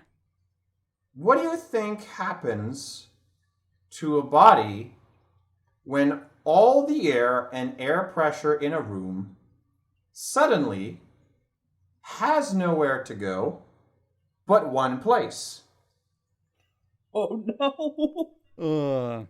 She kind of makes a motion of she has one hand sort of above the other, the palms facing forward, and she sort of claps her hands together vertically and goes crush.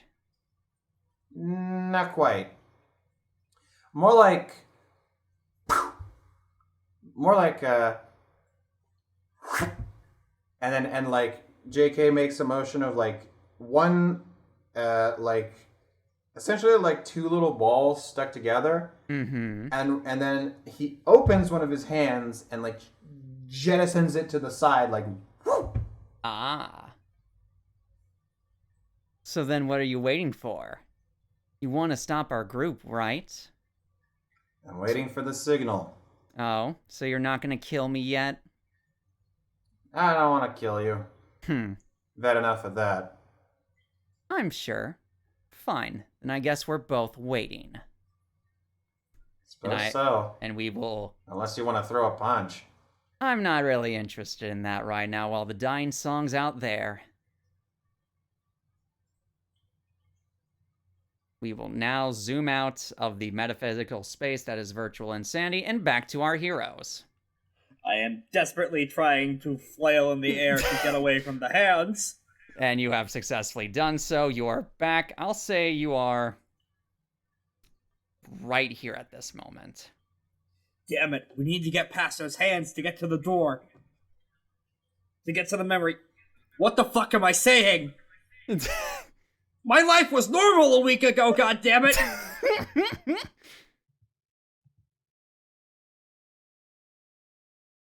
Dan, anything Yeah? else? Anything you're going to do? Do I see the hole? And your stand could just straight up fly. You should be fine. You see this giant hole right next to the little door. I'm gonna fire a missile at in the hole. You're going to fire a missile into the hole. Yes. Okay. Please roll a precision, a power, a what have you. That is not quite right. That is a 16. Okay. Let me roll this. Okay. And what was yours again? 16. 16? Okay. So you do manage to fire the bullet inside of the infinite void. You see the little, I guess for lack of a better term, just sort Explosion. of not necessarily explosion, but the fuel that the torpedo is using to project itself forward. Mm-hmm. You kind of see that for a little bit before you see two hands crush the missile inside. Huh. Oh. For my turn, how stable does that hole seem to be staying in place? It seems, as far as you can tell, it doesn't look like it's going to be moving anywhere for a bit, or at least not physically move. Now, For some unfortunately, time. the door is right next to it, so we need to deal with the hole in order to get to the door. Are there any chandeliers up above? There is, I'll say there's one. I am going is- to... Okay. I'll just kind of say it's close to where the girl that is unconscious is now at. It's a little Okay, bit. I'm gonna jump into the air and huck the chandelier at this thing. Okay. I'll say either power or precision. Up to Okay. you on that one. I think I have -1 momentum right now. Or, Okay. Yeah, I think that's right. Wait, did I gain a momentum from that, or am I still at 2? Let's At see. 2 since I failed, I'm guessing. But Let's passed. see. What was your total roll for that? It was a 16 for the 16? total roll. Uh, Probably you- against that 19, so Since that was a contest, you do not get momentum, got it. or nor do you lose any. Got it. Okay, so Sorry. that's a 15 then. Let's see. So that was a 15. You.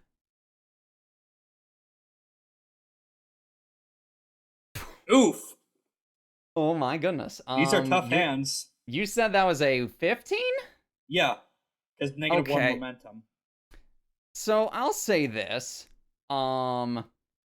The hands, as you toss the chandelier, you see a multitude of the hands sort of grab it and toss it to the side before flying back into the hole. This is really tough. I'm guessing that's something we don't want those hands to touch us at all. I should mention, the chandelier technically is still available, it's just been tossed to the other side. I see, okay. Do I get negative momentum? Since you technically succeeded, no, you do not lose any momentum. Okay, But- am I at 0 now then? You do not gain any as well, since it Okay, was, negative 1 still then. yes. Same with her, though. So yes, Dan, is there, let's see, yeah, you fired and then that. So we'll go back to JK for a little bit. Back to the social scene currently in progress as we are trying to Mhm. jump over a hole. All right. So, you said that all your buddies are looking for someone, yeah? Yep. Or you're all looking for someone, that's why you're just trying to put up a fight against us? Pretty much. Then tell me, who are you going after that's so important to you? Well, you're kind of looking at him. Oh, the brother. Okay. Yep. I didn't know it at the time. I didn't know it at the time, but I didn't know he was kidnapped at the time. But I only last saw him a couple of years ago. Most people don't until after the 24 or 48 hour mark of of when they were originally taken. Hmm. Fair enough. You know how we get these things, yeah? The stands, you mean? Yeah, Yeah. Ophelia gives them to you somehow. that she does. Do you know what happens to those who don't pass the trial? They die. They die. So, what are your chances of your brother surviving the trial then? Dan's stronger than me. He'll make it. If that's true, then I guess you both can be stand users. Or maybe, who knows? He may be one of the unlucky ones. There's been a lot of not lucky people that have come across us before, you know. Maybe. But I haven't figured out what I'm gonna do when I find out, so I guess we'll just cross that bridge when we get to it. I guess so. Hey, I have another question. Okay. Shoot. Why the hell have you been so fucking truthful this entire time? I don't know. I don't know, guess I'm just in a good state of mind. Feels right. Cut Talk to the things out. constant screaming outside. Huh. Being in a space that suits you kind of puts you at ease. I don't know if I'd have a reason to. I don't really know if I have a reason to lie. Some people even don't need a reason. At this point, she sits down Fair. and kind of lays her back against the wall. Most people don't really need a reason to lie at all. You know, it's estimated, or at least from what I remember reading, there's like, what, 800 something muscles in the face alone or something crazy like that? Each reacting whenever you make any sort of movements, communicating, or anything else.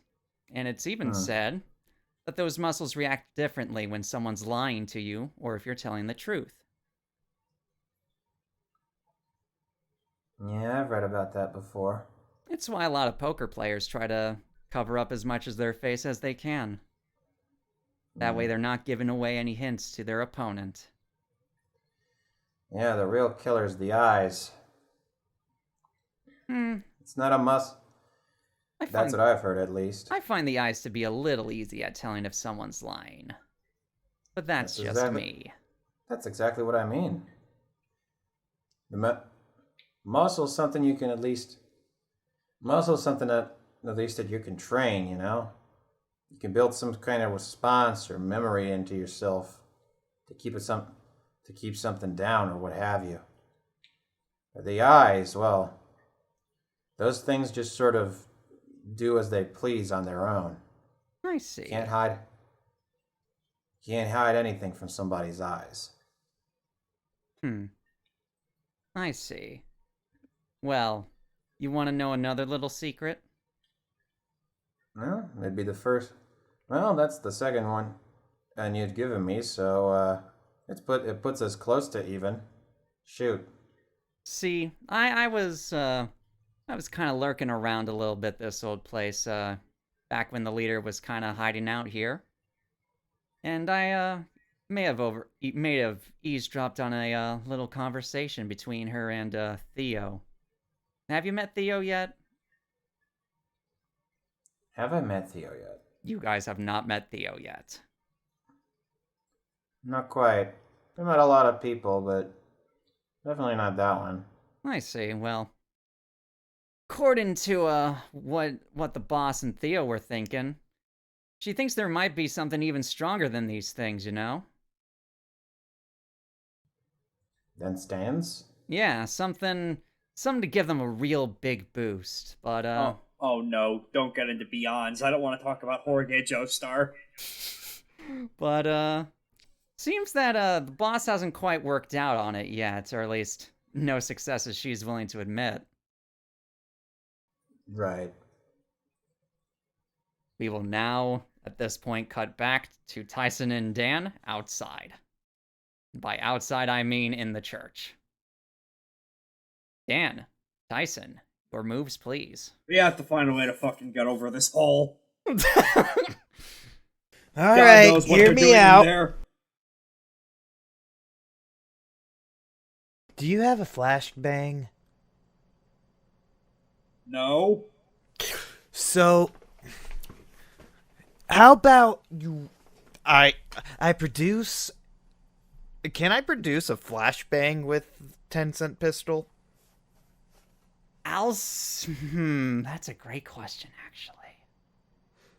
I know this is my stand, but I don't want it to be like, yeah, no, I'll create this. Create this. You know what I mean? Let me look at your thing quick. You technically haven't written it down.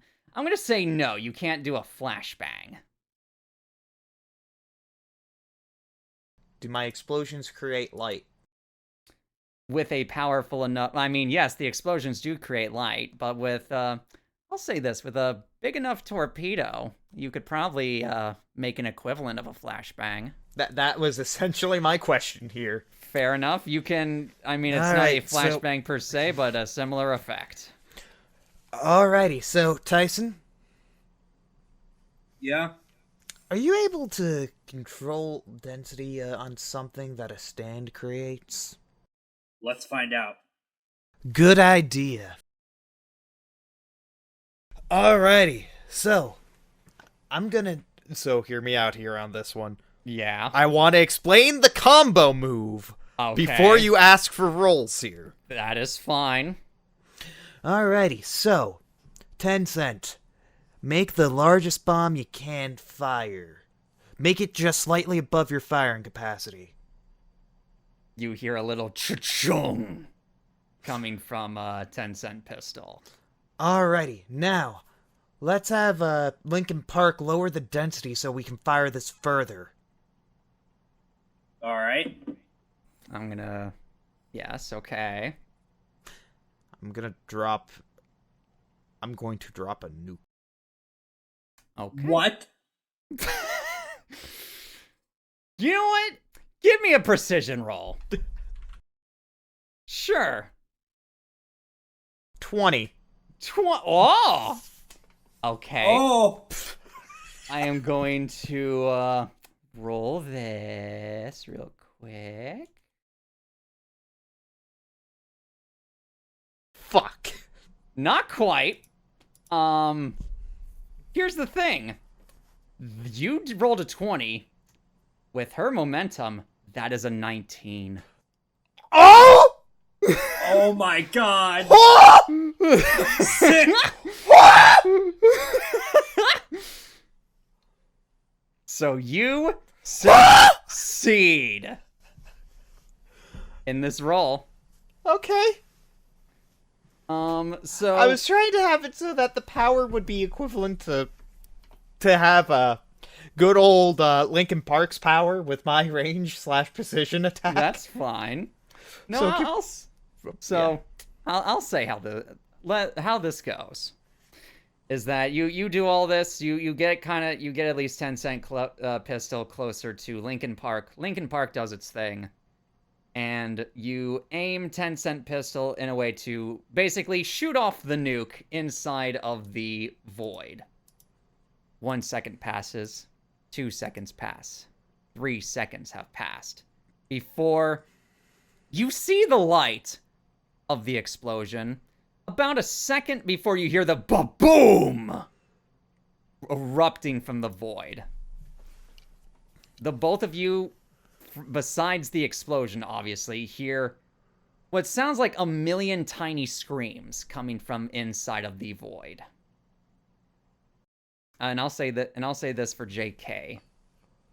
The girl kind of starts wincing and starts closing her eyes tightly and starting to rub them. I think I just killed someone. I'm just gonna do this real quick. What's your thing at again? Let me see. So my power is C. I'm hoping to get a B Indeed. power from this because because of a combo attack that I'm gonna say it does that much. Okay. Okay. Yeah, I forgot I made that thing. That's fine. Okay. All right. So you do that. I'll say this from the devastating effects of that torpedo. You think you have enough time to get into the door without being interrupted. Let's do that then. All right. I'm Let assuming you're. Let me in. Let me in. Let me in! JK, telepathically, you're getting a sort of notification that Tyson and Dan are trying to enter the door. Somebody needs to be outside, though. Okay, are you going to be outside then, Dan?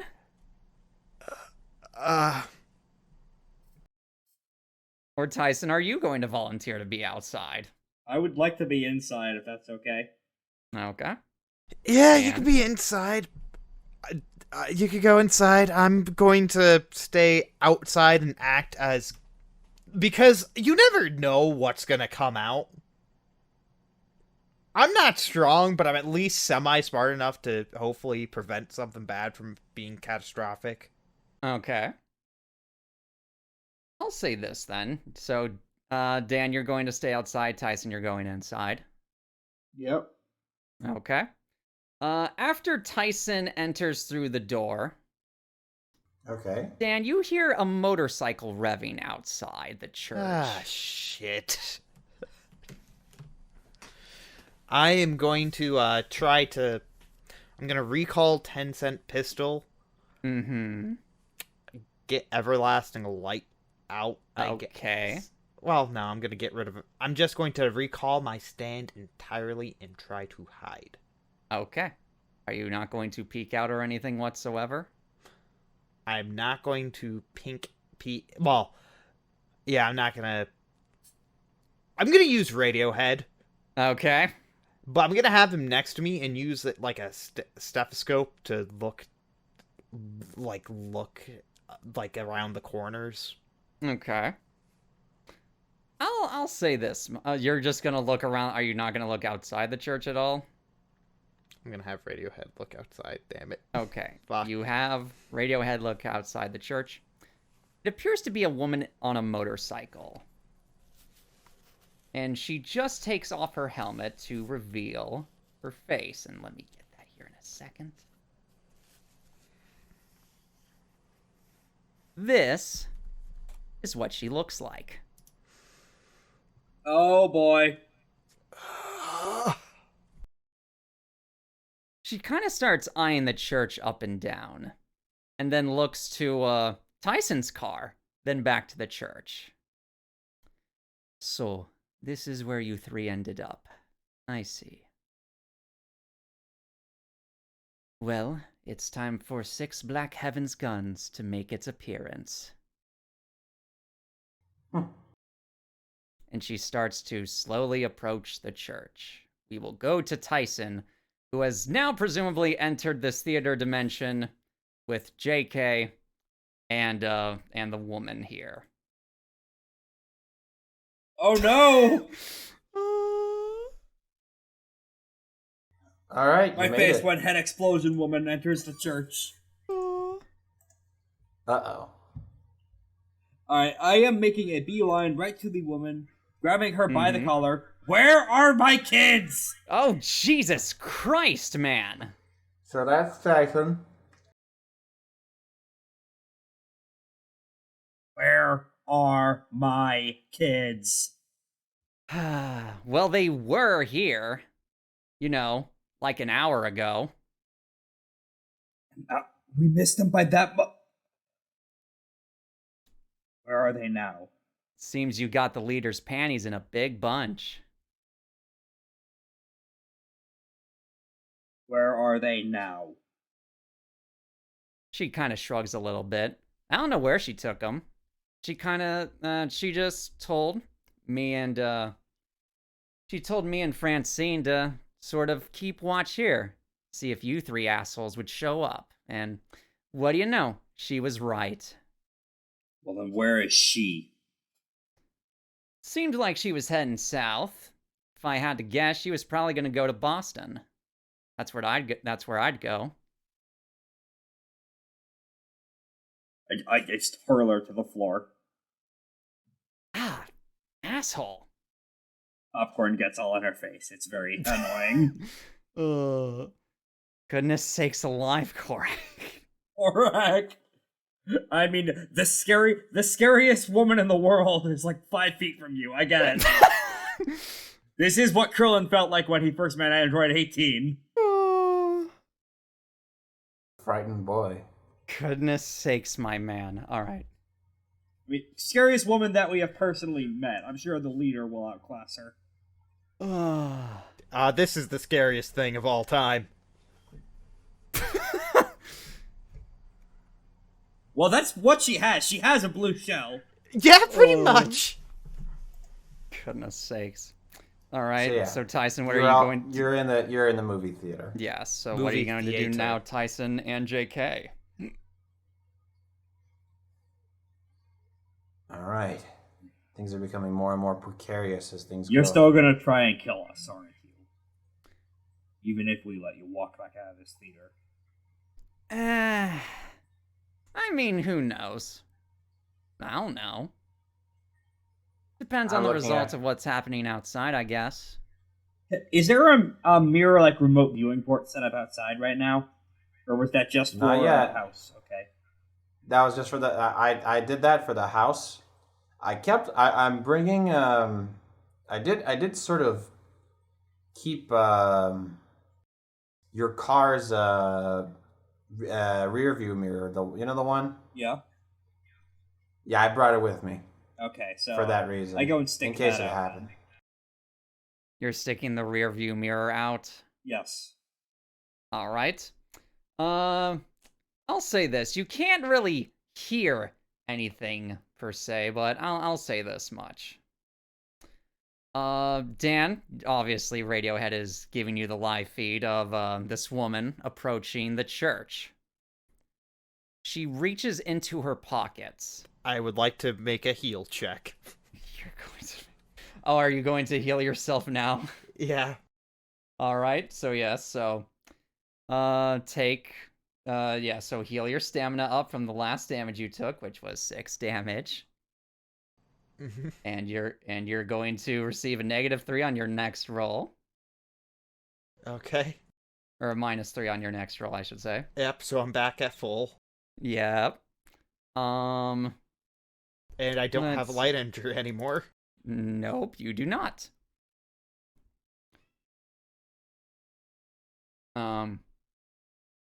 Weird. Anyways, sorry. That's fair. That's fine. What's it? So she reaches into her pockets, and outside of her pockets, she pulls out 2 custom black revolvers. I feel like I'm gonna be a dead 16-year-old. That's okay. You look like you're 40. That's just how he draws teenagers. I'll say this as well. And then, Tyson, you also witnessed this happening, through a lesser extent. She points the pistols at the revolvers, rather, at the church, and just starts firing. Oh! At everything?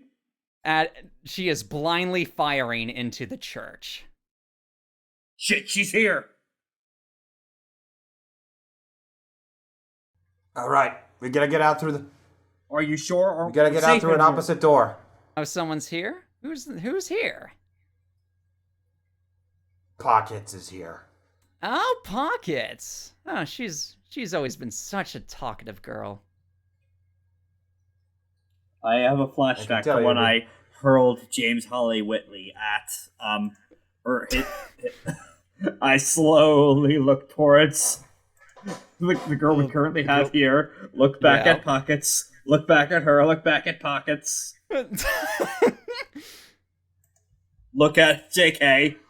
Well, there is one thing we... Wait, can things exist outside the theater?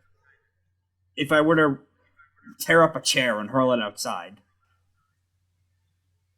Nah, like I said, everything in the room is indestructible. Indestructible. I see. It also doesn't technically exist, so as soon as the room ceases to exist, so do the contents of the room. What kind of relationship do you have with Pockets, kid? Oh, me? I've talked with her a couple times, you know. Getting her perspective on the assassin lifestyle. So you're friends, then? I wouldn't say that. Again, we've only talked like twice, I think. Like I said, real talkative kind of gal. Out of character, Chills, would you be okay if I yeeted her at Pockets? I got a better idea. Did you say good idea or bad idea? I got a better idea. Oh. Okay. All right. We're going to use the back door. Oh my.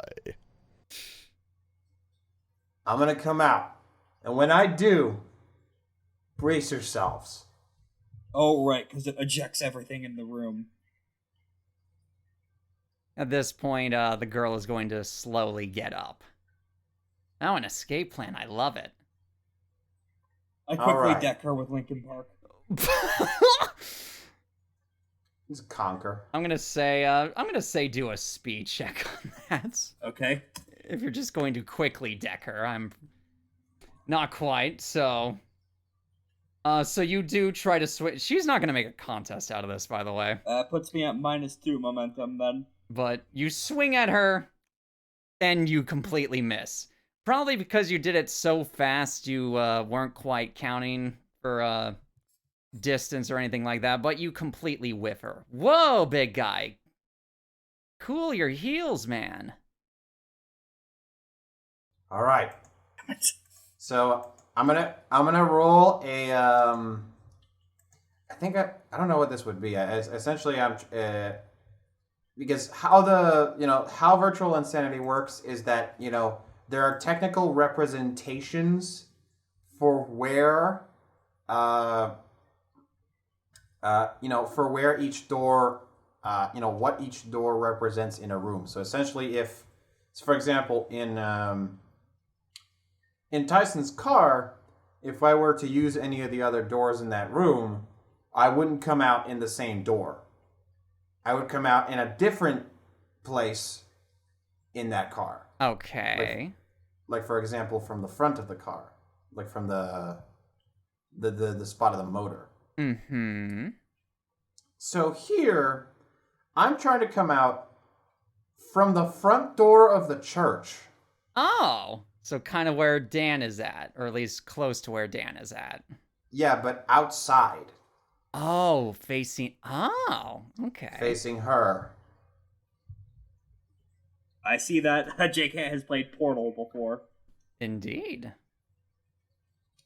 So, all right. So you're just going to be launching all three of yourselves at pockets.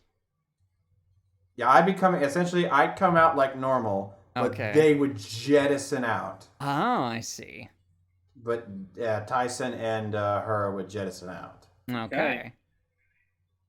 So yeah, I'll say you come out of the door normally, which gets Pockets' attention. She kind of looks at I do the Dio like coming out of the chariot jump out.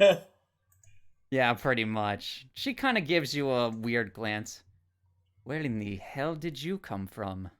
And that's when a 45-year-old salaryman rockets through the air screaming at her. Where are my kids? You are both you and the other girl are being thrown like a missile at her. Virtual insanity. Right past Dan's head. No, at this point, Radiohead is giving you the feed of JK just suddenly appearing at the front of the church door. About a second before Tyson and the girl with the black hoodie just shoot out of nowhere right towards Pockets. But Tyson, And I do the virtual insanity pose. Tyson, make if you wish, you can make an attack roll on this. I will. Can I do power? You can absolutely do power. This is with -2 momentum, so who... Oh. And, don't worry, she herself is going to be rolling a contest. Oh, so that won't affect my momentum then. Let's see. Maybe? Let's see. So what is your overall result? 10. A 10, so that is a moderate failure, depending on what she gets. Really? Goodness sakes alive. So I will say that will be and then yeah, you got a 10. So she gets a moderate success. So I'll say this much. Although you yourself are not the one to hit her, the girl in the black hoodie just straight up smacks her with her body, and they both collapse on each other. Could I have affected hoodie with the density effect? So now they're burrowing down. Oh. And I turn up and I do the virtual insanity pose. Although, Okay. given that I failed on that roll, maybe I didn't have time to have the Linkin Park ability take effect. At the very least, these two have crumbled onto each other. Okay. Let's see. I'm gonna say that. And as they do, I'm gonna toss my sleep can at them. Okay. I will need a precision for that, please. I'm gonna say since both of them have collapsed at this point, neither of them will make a contest.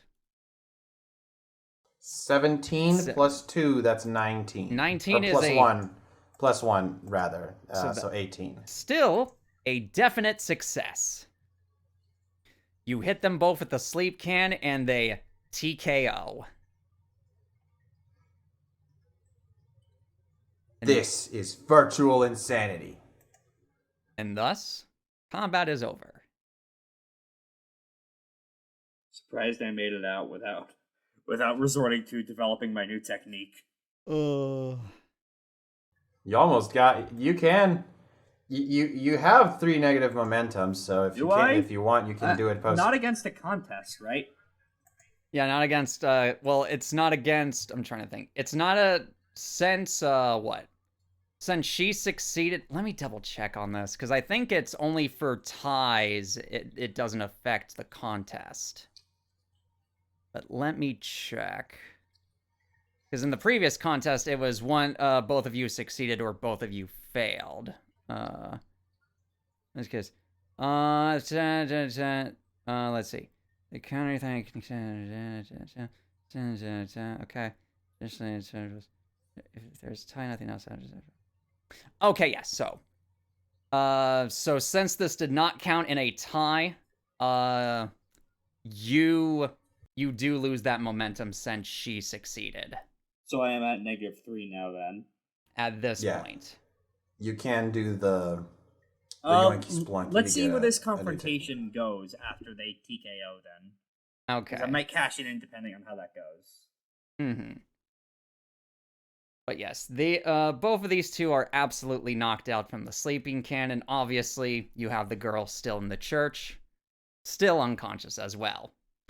Dan, I'll mention this since you're still inside the church. You see the large hole in the middle of the church start to close up, What? as if nothing had happened in the first place. Is the church a stand? What are you all going to do? I look up at the church hole. Should we take them out of the church? Well, I guess that definitely makes sense. Yeah, let's both take them out of the church. Okay, you're gonna take all three of them out of the church. Granted, two of them were outside of the church anyway, so this helps. We managed to get a 3-fer. You have all three girls outside the church. How are you... rather, what are you going to do while they are still all unconscious? A good question.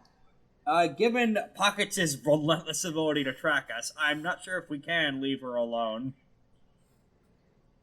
Okay, let me see. So Pockets is knocked out? Yeah.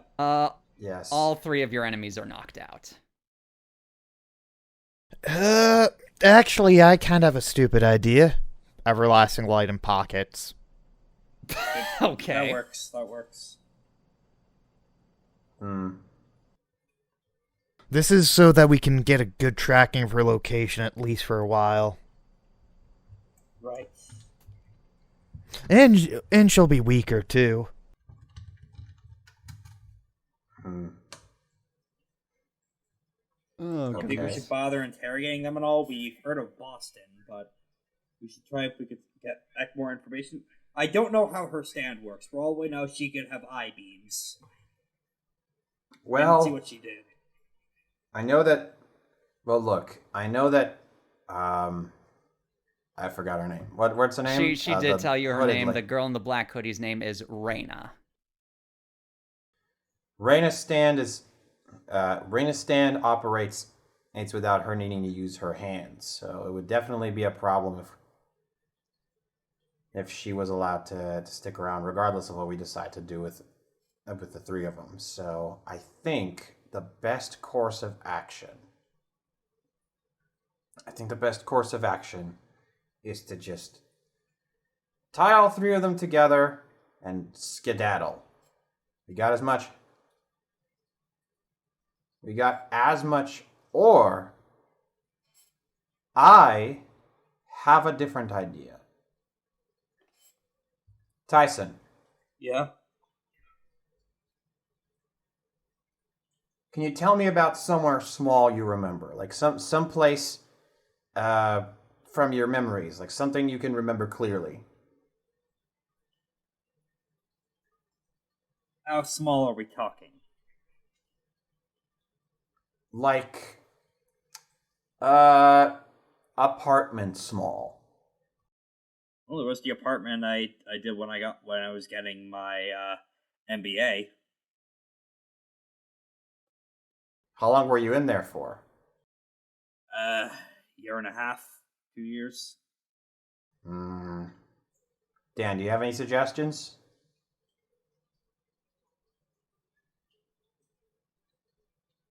Dan? Yeah? Sorry, what? Do you have...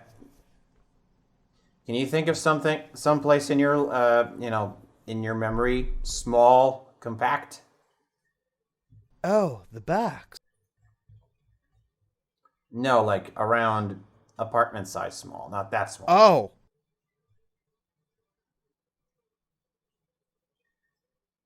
Ugh. All right, I'm going with Dan's idea. All right. Or I'm going with Tyson's idea. So what was Tyson's Tyson's idea? My brain. his apartment. Sending them to His apartment. Sending them to the apartment I had when Tyson got his MDA. No, we're all going in there with them. Oh, okay. Yep. So you are all transported to describe this little apartment, Tyson. This was when I had a rather embarrassing anime phase. Or no, embarrassing anime J-pop phase back when he was pretending to try and be straight. Oh goodness. So there was a lot of scantily clad anime women. Some Korean pop stars. Yeah. Probably an episode of Monster Mates playing on the computer, available where all good podcasts are sold. Spotify, Apple Podcasts, Google Play, etc. And YouTube. Oh my goodness. Anyways, you are all transported into this very shockingly contrast of a room from what you all have expected from Tyson at this point. Granted, all three of the three girls still knocked out at this point. The first thing I do is immediately try and tear down the posters. Unfortunately, they are indestructible, so you cannot tear them off. Fuck! That is true. Damn it, if only that graffiti guy were here, we could paint over them. Still indestructible. Shit. I try and position Lincoln Park when they wake up over as many of the posters as I can. Oh my goodness sakes. How are you... Lincoln Park is see-through. No! How are you restraining these three anyway? That's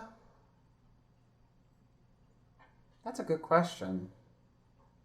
I guess I'm doing it via, we've had a lot of rope. We had a lot of rope saved up in the car, so there may be some handcuffs under the bed from when I tried to experiment. I decided to just sort of grab some of the rope from. They are fuzzy pink handcuffs, but they are handcuffs nonetheless. Of course. Yeah, I just decided to tie them all to do that thing where you tie three people together, like one behind each other, along with the handcuffs, all behind each other's. I think I see what you mean. Yes, and yes, for extra effort, you at least tie Pockets and Raina's hand with the fuzzy pink handcuffs, as you put it. Mm. But eventually, they all specific. I definitely think Pockets needs to have her hands specifically tied. Oh yeah, definitely cuffed. Yeah, because her stand works primarily through hand motions. So are you just focusing the handcuffs on Pockets then, and not Pockets and Raina? Mm-hmm. Okay. So Pockets' hands are completely handcuffed and tied, while Raina's and the other girls' hands are just tied. Yeah, yeah. They're both they're not tied. Their hands are not tied. It's more like their arms are tied because they're tied to each other. Yes. Okay, I see what you mean now. Yep. Classic cartoon style. Okay. Yeah. So, is there anything you're going to do before they wake up? Like any sort of prep? Let's try and Hody, the handy one. Let's try and shove her in a position where maybe she can't call out her stand. Like, because it seems like that requires a lot of room to call out. So let's see if we can kind of squish her. Well, she can't. Nah, don't worry about that. She can't call out her stand in here. You sure? Yep. Oh. Okay. I didn't let her stand in, so she can't do that. Oh. Shit, that's a powerful ability. Yep. Oh, goodness. So I'm guessing, is there going to be no other prep before these three wake up?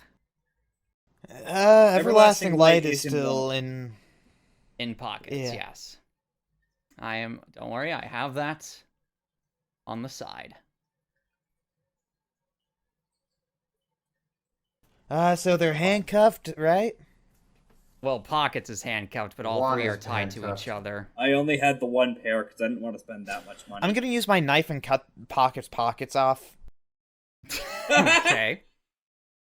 You're going to cut Pockets' pockets off. Yeah. Okay. Well, her nickname's Pocket, so I mean...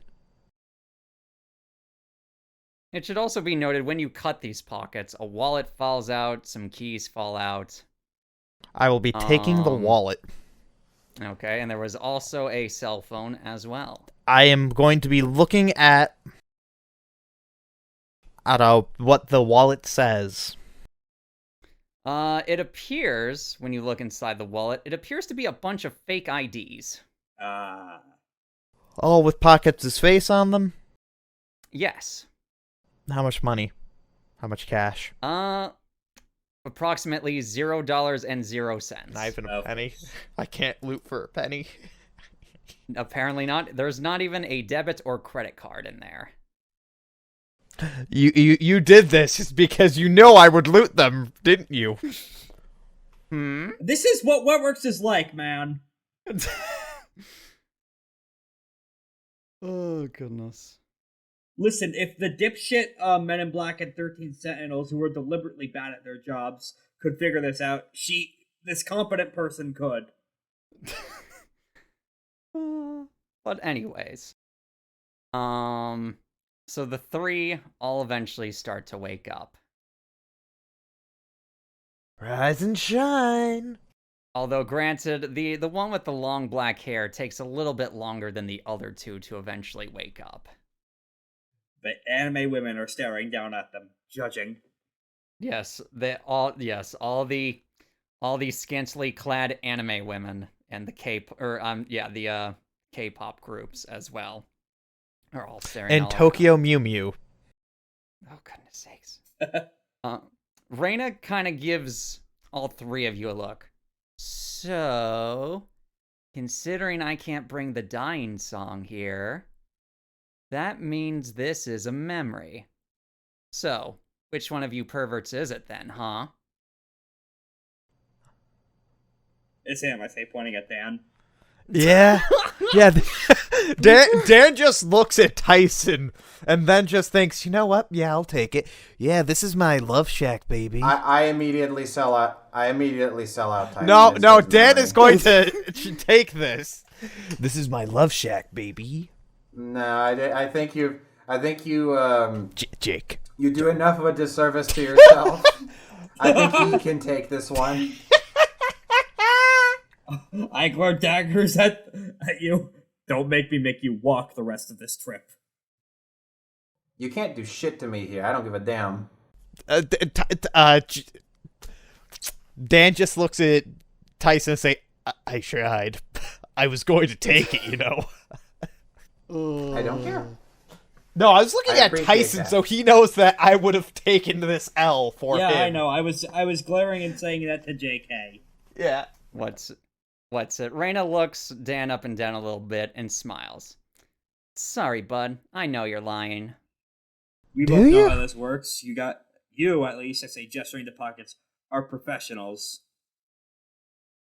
I have worked in the assassin industry for many, many years. So how does it feel to lose to a 16-year-old, a 15-year-old, and...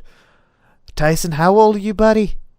45. And a 45-year-old with no experience fighting anything, besides the last 2 weeks. Slow pan to Giorno Giovanna, who's just 15. Considering this is the first time I have encountered such abilities, I do not find this to be a monumental blow to whatever you perceive of an ego I have. I mean, I'm not even saying, like, ego-wise. I'm just saying, like, if I were you, I'd be thinking, oh, shit, why am I in the Assassin's gig if I lost to weirdos? Listen, she probably does like CIA work or whatever shit to depose rightfully elected leaders to install foreign interests for corporate overlords. She probably isn't What? used to fighting people with stands. What does that mean? He's referring to the fact that I am a what's the term? Black Ops agent for the United States military. Oh. So wait, why are you Which- working for the like are you telling me that the president is part of the cult of the Red Giant? I have not confirmed anything your friend has said, now have I? No, but you're saying that you're working for the CIA.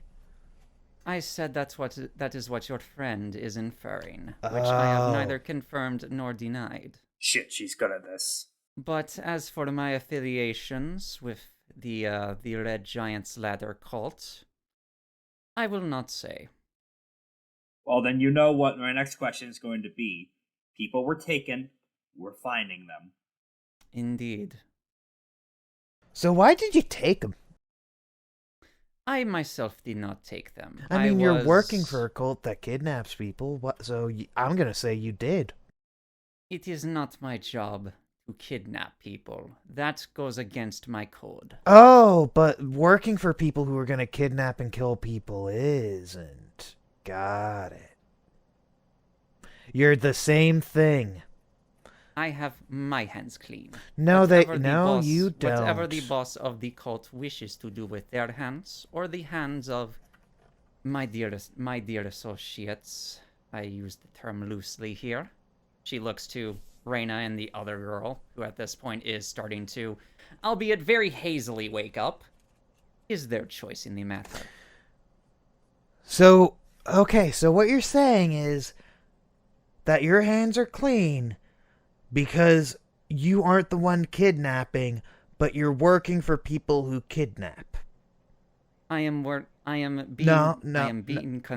being contracted By people kill. who kidnap. I have been contracted to kill. By I have people not who been kidnap. Contracted. Indeed. Indeed, And I the have. kidnapping is against This your is moral Steve code. Ham's ass conversation. My services are not to kidnap. My services are to kill. So you're saying... Whether the contractor is killing, kidnapping, stealing, lying, or whatever else. Okay, at this point, I grab Dan by the shoulders. We were only an hour behind where everyone was taken. Cut the bullshit. We need to hurry. You see, how much are they paying you pockets? I shove. I just shove it. I just shoved Dan aside. No, I was going to hire her, dang it! You're a teenager. You don't have jack shit money for that. Now, if Aura were here, that would be a different matter. That would be a different story entirely. But nonetheless. Till the crossover episode. Fine, you talk then. I don't know. You know how this is going to go. You seem to have an understanding of how this business works. You are not the first person to interrogate me. But I will say, you are the third person to ever interrogate me. I'm guessing Sophia's on that list too. Surprisingly not. Well, even if you won't spell, I gesture to the other two people by her side. We have some gold mines right next to you. That is fine. Whatever your purpose is with the leader of the cult or the cult entirely is not my concern. You do know she's trying to destroy the world or some shit, right? Not the way that she put it, and quite frankly, with the abilities that we all have, I'm quite willing to oddly believe her sentiments are to make a better world. And you think there'll be a need for people like you in this better world? You're putting yourself out of business. Mayhaps, but with the ability I have, I'm sure I can at least do some sort of skill or trade with them. The economy of violence and war will never cease, I'm afraid. God or no God. Shit, she's played Metal Gear. She already knows how this works. God damn it. There is one Metal Gear Solid poster in the corner of the room, as she Oh says. my goodness. It's the Sons of Liberty poster with the little silhouettes of Liquid Snake and Solid Snake. Of course it is. Don't worry about it, Tyson. This lady seems to be just a merc. So we're not going to get anywhere by questioning her then. I snap my fingers in front of Yep. the other two. Hey! Wake up! Hey, I'm up, old man, all right? This is coming from Reyna. Yeah, the only one that's not up is the black-haired lady. The black-haired lady is at this point now fully awake and just kind of shaking her head a little bit. Where's the Boston stronghold? Oh, the Boston stronghold. Well, see, we don't have much of a stronghold there. We got a house, though. A whole house. Address. I mean, it's not our house. It's the little superhero's house. Isn't that... What? Excuse me. Isn't that right, Francine? What's going on here, Reyna? Who the... Oh, it's you three. Okay. Damn shame. I couldn't even get Elizabeth out for this. Well, to answer your question, well, yeah. Little superhero in Boston. Haven't you been listening to the radio? Oh shit. Chekhov's gun just shot me in the face. She's been doing a whole lot of good for the people of Boston recently. It sounds like now, though, if you're on good terms with them, there's gotta be an ulterior motive there. This is like what, the boys situation? That comic is terrible. I'm sure no show adaptation will ever improve it. I haven't read the comics, so I can't say for sure. Anyway. Show is fine, comics are not. Fair enough. Nonetheless. I am speaking in character from a 2010 perspective.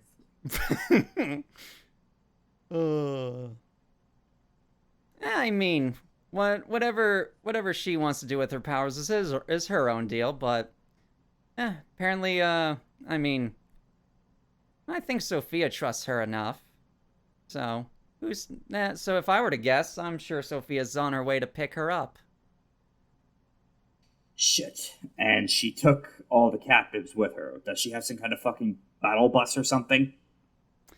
Not quite. Well, I mean, I guess with some of the perks that another one of our member has, I'm sure that he's able to assist at least a little bit in traveling with a bunch of people. Is it like this situation with Pocket Dimension or some shit? Like, do they have a TARDIS? Not quite, but social statuses and all of that can get you a long way in some places. Oh god, it's the fucking priest. At this point, I'd say, they might just be arriving at the superhero's place now, I think. Shit. After that, who knows? They may pick up the Benjamin kids, they may not. How many fucking people are there in this cult? Are they just outsourcing now? I say, pointing at Pockets. I was approached by a representative of the group, of which I cannot speak on who exactly. Do they give you the magic bullets too? In fact, yes, I was given this new ability as payment for my contract. To kill snitches. Kill snitches, kill those who would interfere with the leader's plan. I would use air quotes here, but my hands appear to be extra tied. It goes without saying that if you come after us again, I will fucking kill you. As long as I am obligated under the conditions of the contract, I will be going after you. Alright, Dane pulls out the knife. Well, I guess we have nothing else to do. I grab and stop his hand. Under the terms of the contract, if you did not know where we are, then there's nothing you could do. If I did not know where you were, or if the leader were defeated in some way, that would void the contract. That's a weird-ass word, contract. She was very specific in her wording. So,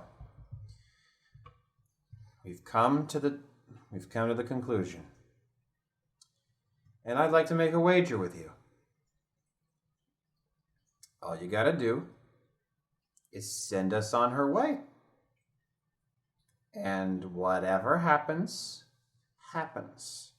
You could picture it as sending us to a certain death, perhaps, if she's as powerful as everyone says she is. Who are you talking to specifically in this moment? Pockets. Pockets? I mean, hey, if she was as powerful as she said she is, why would she be sending low-grade assassins? She's mid-grade, at least. She blew up. No, a I'm talking mascot about, like, in the front of other us. 12 people. Oh, yeah, the other... Yeah, that's fair. The girl with the black hair sort of shakes her head again. None of us besides Pockets are exactly high-tier assassins, you know? We just sort of, well... Sorry, a let lot me of us explain come that. from- Why didn't she send better murder hobos? Why didn't she send Pockets first and send all the mooks in the way first? In fact, I find it funny that the first stand that ever gave us any, and I mean any trouble whatsoever, was somebody who wanted us to defeat you. Yeah, it was the Finnish guy. Yeah, where is he? Because he could I think probably... this organization is very poorly run. Yeah, no, because I think that Finnish guy would probably do better than us. Oh, you found Heimdallson finally. We've been wondering where he was at. Out of the country by now. Probably. Who's to say? Off screen, he's probably shacked up with the Speedwagon Foundation by now. We don't know what the Speedwagon Foundation is. All I know about them is that I helped get them health insurance. I'll say this much. Face camera out. Face camera back into, I'll say a Massachusetts airport. We see Josef Heimdallson with two somewhat identical men in black suits next to him. Face camera out. Face camera back into our heroes. Face camera back into the K-pop stars. Indeed. And back to the heroes. And the anime titties. Mm-hmm. Where's Goku? But nonetheless. Well, I know exactly where the boss is heading. I know where the superhero lives. Which is... They just reported it on the news here recently too. She lists off the exact address. Okay. Alright. I just realized that I technically could give Pockets a death sentence. By just keeping Just everlasting light in there. You said the exact same thing with Ambrosio. I know, but this is an assassin. I can make her... At the same time, you only have one stand. Yeah. But I have this knife. I'm not gonna let you use that knife. That's a bit much for a 16-year-old kid. I've done it. Look at Nick. Yo, Nick lived! With multiple Also, to be stab fair- wounds. Also, out of character, pink fuzzy handcuffs aren't that strong. Any reasonably strong person could break out of them if they really wanted Yeah. to. I am aware, trust me. Altos has broken out of plenty of them. He can, in fact, break these cuffs. Indeed, a couple of times. Anyways. The girl with black hair sort of gives Reyna a bit of a death glare. Why the hell are you telling them all this? Because it's their best chance of getting out of this room alive. No, I wouldn't really say... At this point, I wouldn't really say that. Oh, right, yeah. Yeah, there's They not too can't much. leave unless I tell them to. Yeah, there's not too much in the fridge, so I don't know how long that would last you for. Well, that would last... Well, the fridge refills itself. Several It's weeks. not a question of... Well, the fridge opens and it does not smell good. There is some past expired Hot Pockets in there, along with a 6-pack of beer. Uh-huh. College student life. Indeed. 2 of the beers appear to be missing as well from the 6-pack, by the way. I'm assuming that's what they were like in the memory, unless there's a mysterious other person here. No, that's just how it is in the memory. Okay, that's fair. But nonetheless.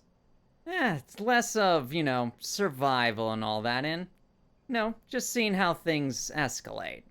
Getting real interested to see how this all goes down. What is with you, girl? Seriously. Why are you always so weird about these kind of things? It's just how I am, Francine. Come on.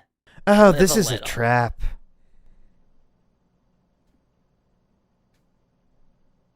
Oh shit, it's a trap.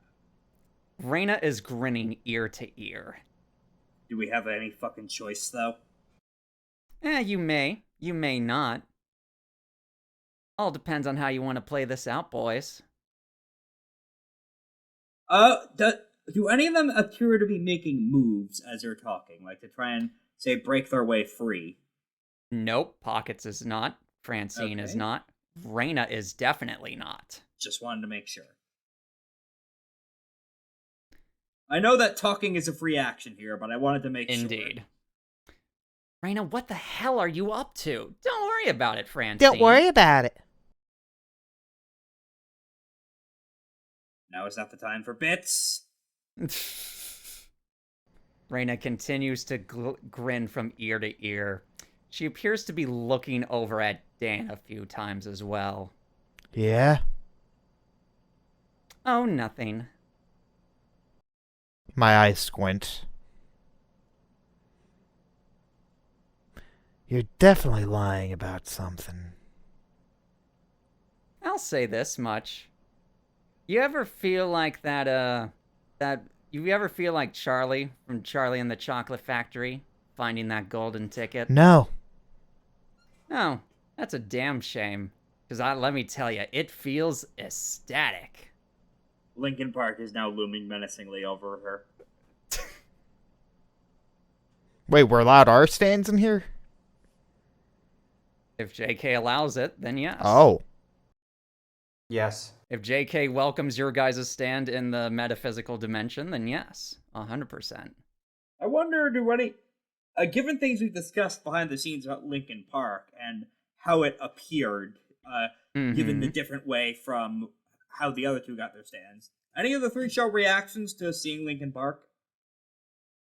Not quite. Pockets, especially not. Francine looks a little seems to be a little bit shocked, and Raina is just, again, still smiling ear to ear like an idiot. Francine seems to only have any sort of worry when looking at your stand. Funny you mentioned Willy Wonka. You remember Fizzy lifting drink?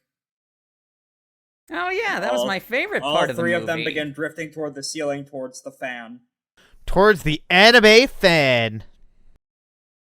No, this would just be like, what, a regular ceiling fan at this point? Yeah. Yep. At this point, they all just start lifting up. Raina's expression has not changed for Raina. She is still grinning hysterically. Pockets is just kind of like, okay, what's the thing here? What are they gonna do? What's going on? And Francine appears to be trying to move her way down to or at least pushing her body to go down, but obviously not working. Tyson, we're not killers. And I drop them unceremoniously to the floor. Aw, right before the good part was about to happen. Yeah. Raina, shut up! The ceiling falls. Wait, no, it's indestructible. Shit. I was gonna drop the fan on her. Don't worry about it. Alright, you know what? I'm going to throw the blanket from one of the bed over her face. It hasn't been Okay. washed. Hold on. Still indestructible. Yeah, I know, So but you now can't she has a move it. stinky blanket that hasn't been washed in 6 months on her face. Oh, gross. So, yeah. I get why Pockets it's got into the business. But that's something I was meaning to ask you too. What's the deal? Why do you guys care if some lady resurrects some weird god or whatever? Is it like why? You just kind of hear Raina on sort of muffled underneath the blanket. Jesus Christ, could you not have watched this thing even once? Damn. It smells like manhood in here. Oh, goodness sakes. Tyson. Tyson, what did you do to that blanket? And then... Oh, goodness. Nothing untoward. It's not like I got laid in college. No, I'm talking about the things you didn't get laid with. Well, I'm not about to talk about that in front of the scary assassin. Well, I'm not sure what you did to that blanket to make it smell that bad. I have a dog. I had a dog, rather. Raina, kind of, again, muffled. No, it doesn't smell like a weird smell. No, this is just gross boy smell. Or gross man smell. All right, but I mean, did you say that we if were anything, in a? If anything, there Tyson? might be some dog shit on there. Mm-hmm. Not well. Why the fuck would it be? Not actual What? shit. But you know what I mean. What the hell Yes. are you on about? Why is there? This is giving me a headache. I'm just imagining Regardless. the slow escalation to this, and when we finally get Sophia cornered, have the crap beaten out of her, and we're just having another fucking "It's Always Sunny" conversation. No more. Regardless, like I said, why this? Francine just kind of looks away from all three of you for a moment. I just wanted to be a goddamn fashion designer. That's all I wanted from this. Just wanted to get some more fame and fortune out of this, but no, god damn it, I have to deal with all this shit too. I just wanted to pick up my kids from the airport, but someone decided not to let that happen. No, not you, Tyson. I meant the two of them. What's the deal with, like, why are you, what's so appealing about serving some crazy church lady with, who wants to resurrect some weird dark god? Like, what loyalty do you even owe to this crazy broad? Francine kind of looks at all three of you. Well, obviously, you've seen the kind of powers that, well, obviously you guys have, that we have, that the rest of the cult have. If someone was able to give you a power like that, wouldn't you want to follow them to see things through? Considering she wants to change the world for the better and all. I go finger quotes as she says the better. Regardless of how you may think about her or the cult, her ambitions are true. What the fuck is this god she's trying to bring anyway? Has she said anything about that to anyone? It's an ancient god from... It's not a North American or a European god. It's something else. She hasn't mentioned much to us, but I know her and the priest talk about it a lot. Priest? You hear Raina muffled from the blanket. Yeah, Theo! Oh, so this is the famous Theo.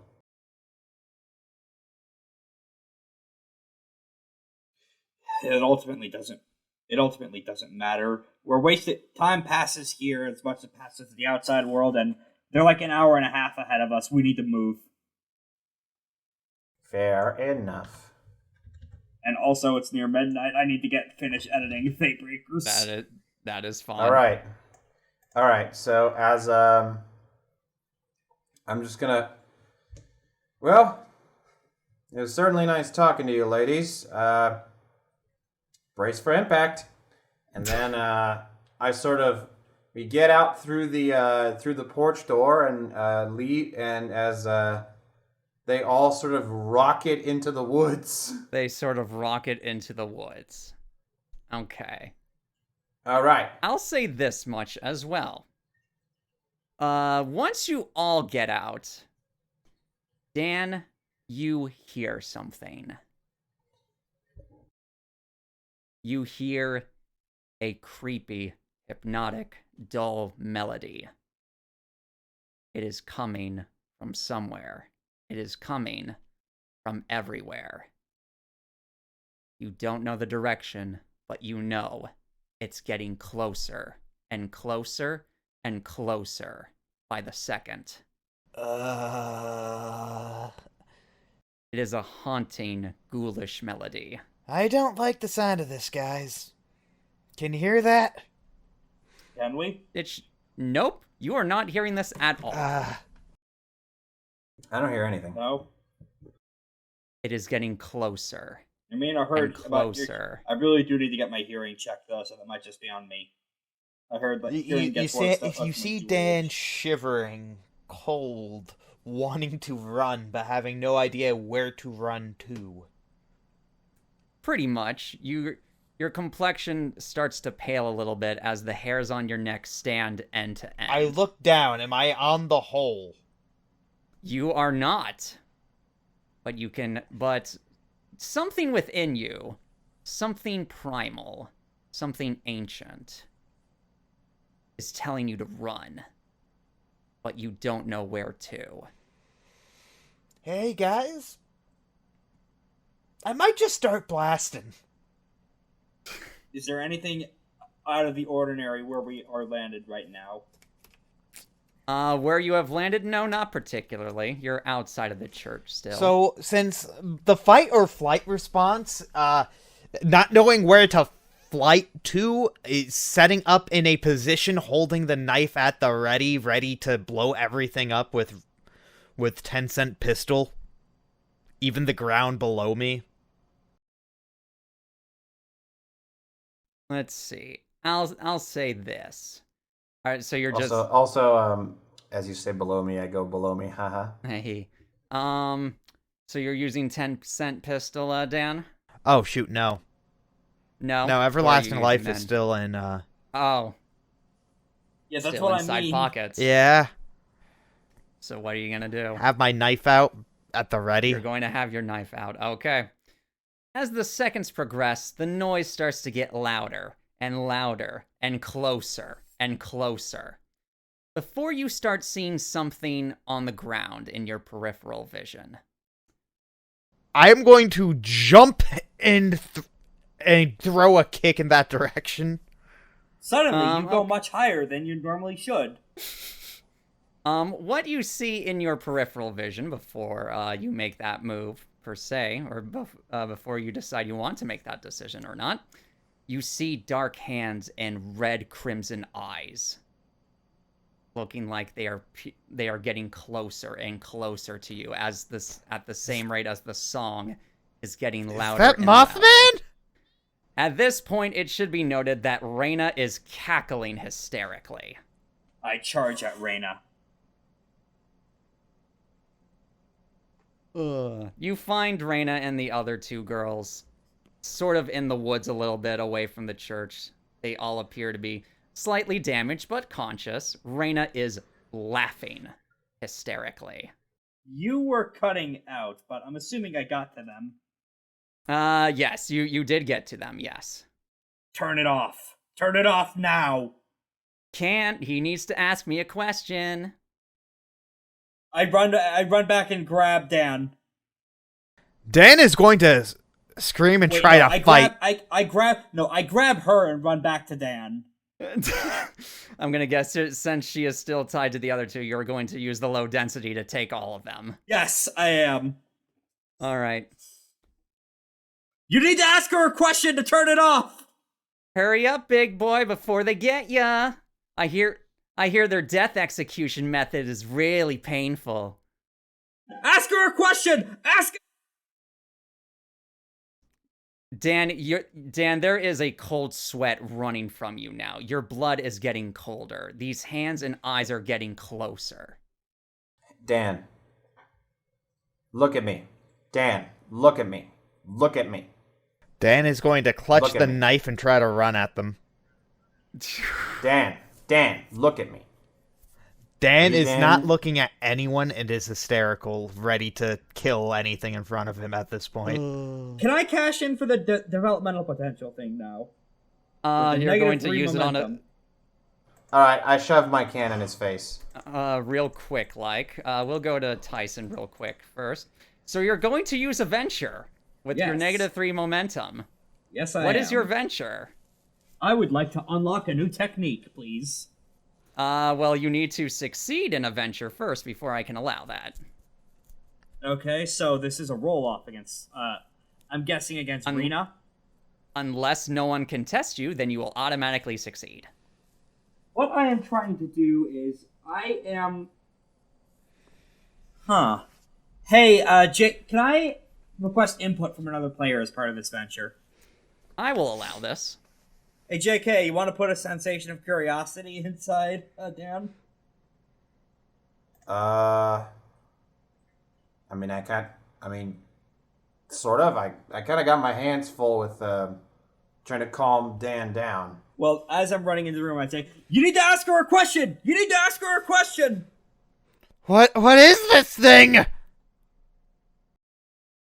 The haunting melody Dan. and music and peripheral vision ghosts suddenly vanish.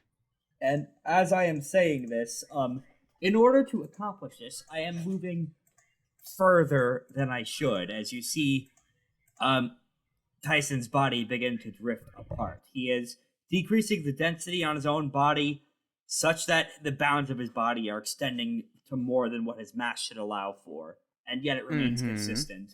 This is Linkin Park. New divide. Hey, let's go. Hey. New divide is a technique I am inventing that allows me to hyperextend the limits of my own body, and essentially, I Speed get up. real big and real far away, Okay. while still remaining intact and in control of my limbs. So kind of like a Dulcim thing. Yeah, this is how I got to him in time before he stabbed someone. Yep, I'll say that would have been a speed venture, and since nobody would contest you, you automatically succeed, thus gaining this technique. Alright, and as soon as that's done, roll around to Rena, Choo! And just punch her real hard with Linkin Park. Alright, I will request a power roll from that, please. Okay, my momentum is now at 0. Yep. That is a 12. That is a, I believe that is a Moderate success. moderate success. So yes, I will say that you just wham hit her in the back of the head with a punch, and it KOs her immediately. But I'll say in the process, you knock out Pockets as well Okay. as the butt in this situation. I write down on a piece of paper, don't follow us, and hurl it in front of their faces and walk away. But yes, Stan, the hallucinations, or not the hallucinations, the eyes and the hands have suddenly disappeared. The music is now completely gone. In that primal instinct has now left you. At least she got to use her stand on screen. One GM to another, I feel that pain. It's all good. It's okay. I beat the crap out of her for you. Now we just gotta go to Boston. I am imagining all three of you are going to get in the car now. Yep. Okay. All three of you get in the car and start to drive towards Boston with presumably either Dan in the passenger seat just sort of staring out the window, slightly catatonic from the horrific experience he just had, or is in the back doing the same thing while JK is in the passenger seat. Yeah, you just have see Dan having a very blank expression, Yep. not wanting to move. Hey, it's all right now. It can be scary sometimes too. We were all prepared for it. We were all we weren't really prepared for this, but we sort of knew this kind of thing was going to happen. Whatever you need, we're going to be right there behind you. And are you going to reply with anything, or are you just going to stay in your catatonic state? Staying catatonic. Okay. Okay. For our to be continued, we will zoom the camera out. Before I do. Ooh, hey, okay. If you need, wanna get some sleep? And I shake the can at him. You look like you need it. Dan is not gonna Is accept. going to remain catatonic. Yeah. Okay. All right. So unfortunately, you're not able to get a real answer out of Dan. It seems the horrific experience has broken him in a way that will be resolved later on in time. But as for right now, the camera will pan out. We will get a bird's eye view of the state before zooming in on Boston, specifically South Boston. South Park? Not quite. We see West a Park. small but. Not quite. We see a small bus sort of pull up against a house. A girl steps out of the bus. She's a bit young, roughly in her mid-20s, with short red hair and 2 emerald earrings. A girl steps out of the house. She has a hat on with a sort of superhero symbol on it and is wearing... let me look at the picture again real quick. And she is wearing an orange t-shirt. She runs up to the girl who just stepped out of the bus. Sophia, it's you! You're finally here! She hugs the girl, and the girl from the bus reciprocates the hug. Pamela, it's been way too long. How have you been? I've been great. I've been helping so much around here. It's really making a difference. I'm very glad to hear that. Look, remember when what I told you all that time ago?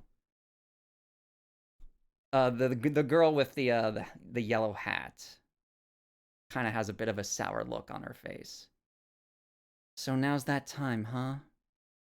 The girl with the red hair gives her a bit of a disappointed look. I'm afraid it is. The enemies are at the gates. I need that hero in you to help me with this one thing. And after that, it's all over. After that, it's over. Nothing else. We can finally live our dreams together. You're right, Sophia. Fine. I'll wait. I'll be ready. I'm very proud of you. Thank you, Sophia. Thank you. The 2 girls hug once more. Before the woman with red hair gets back on the bus. Inside the bus, there are 4 people tied up and bound. 3 males and a single female of varying ages. Or I'm sorry, 2 females, 2 males. All of varying ages. All right, Theo. It's time to make a move on. Yes, ma'am. Seems we have a long day ahead of us after all. To be continued. Da da da. Finally got our villain reveal. Ugh. I can't believe the villain of this campaign is Melania, Blade of Mikola.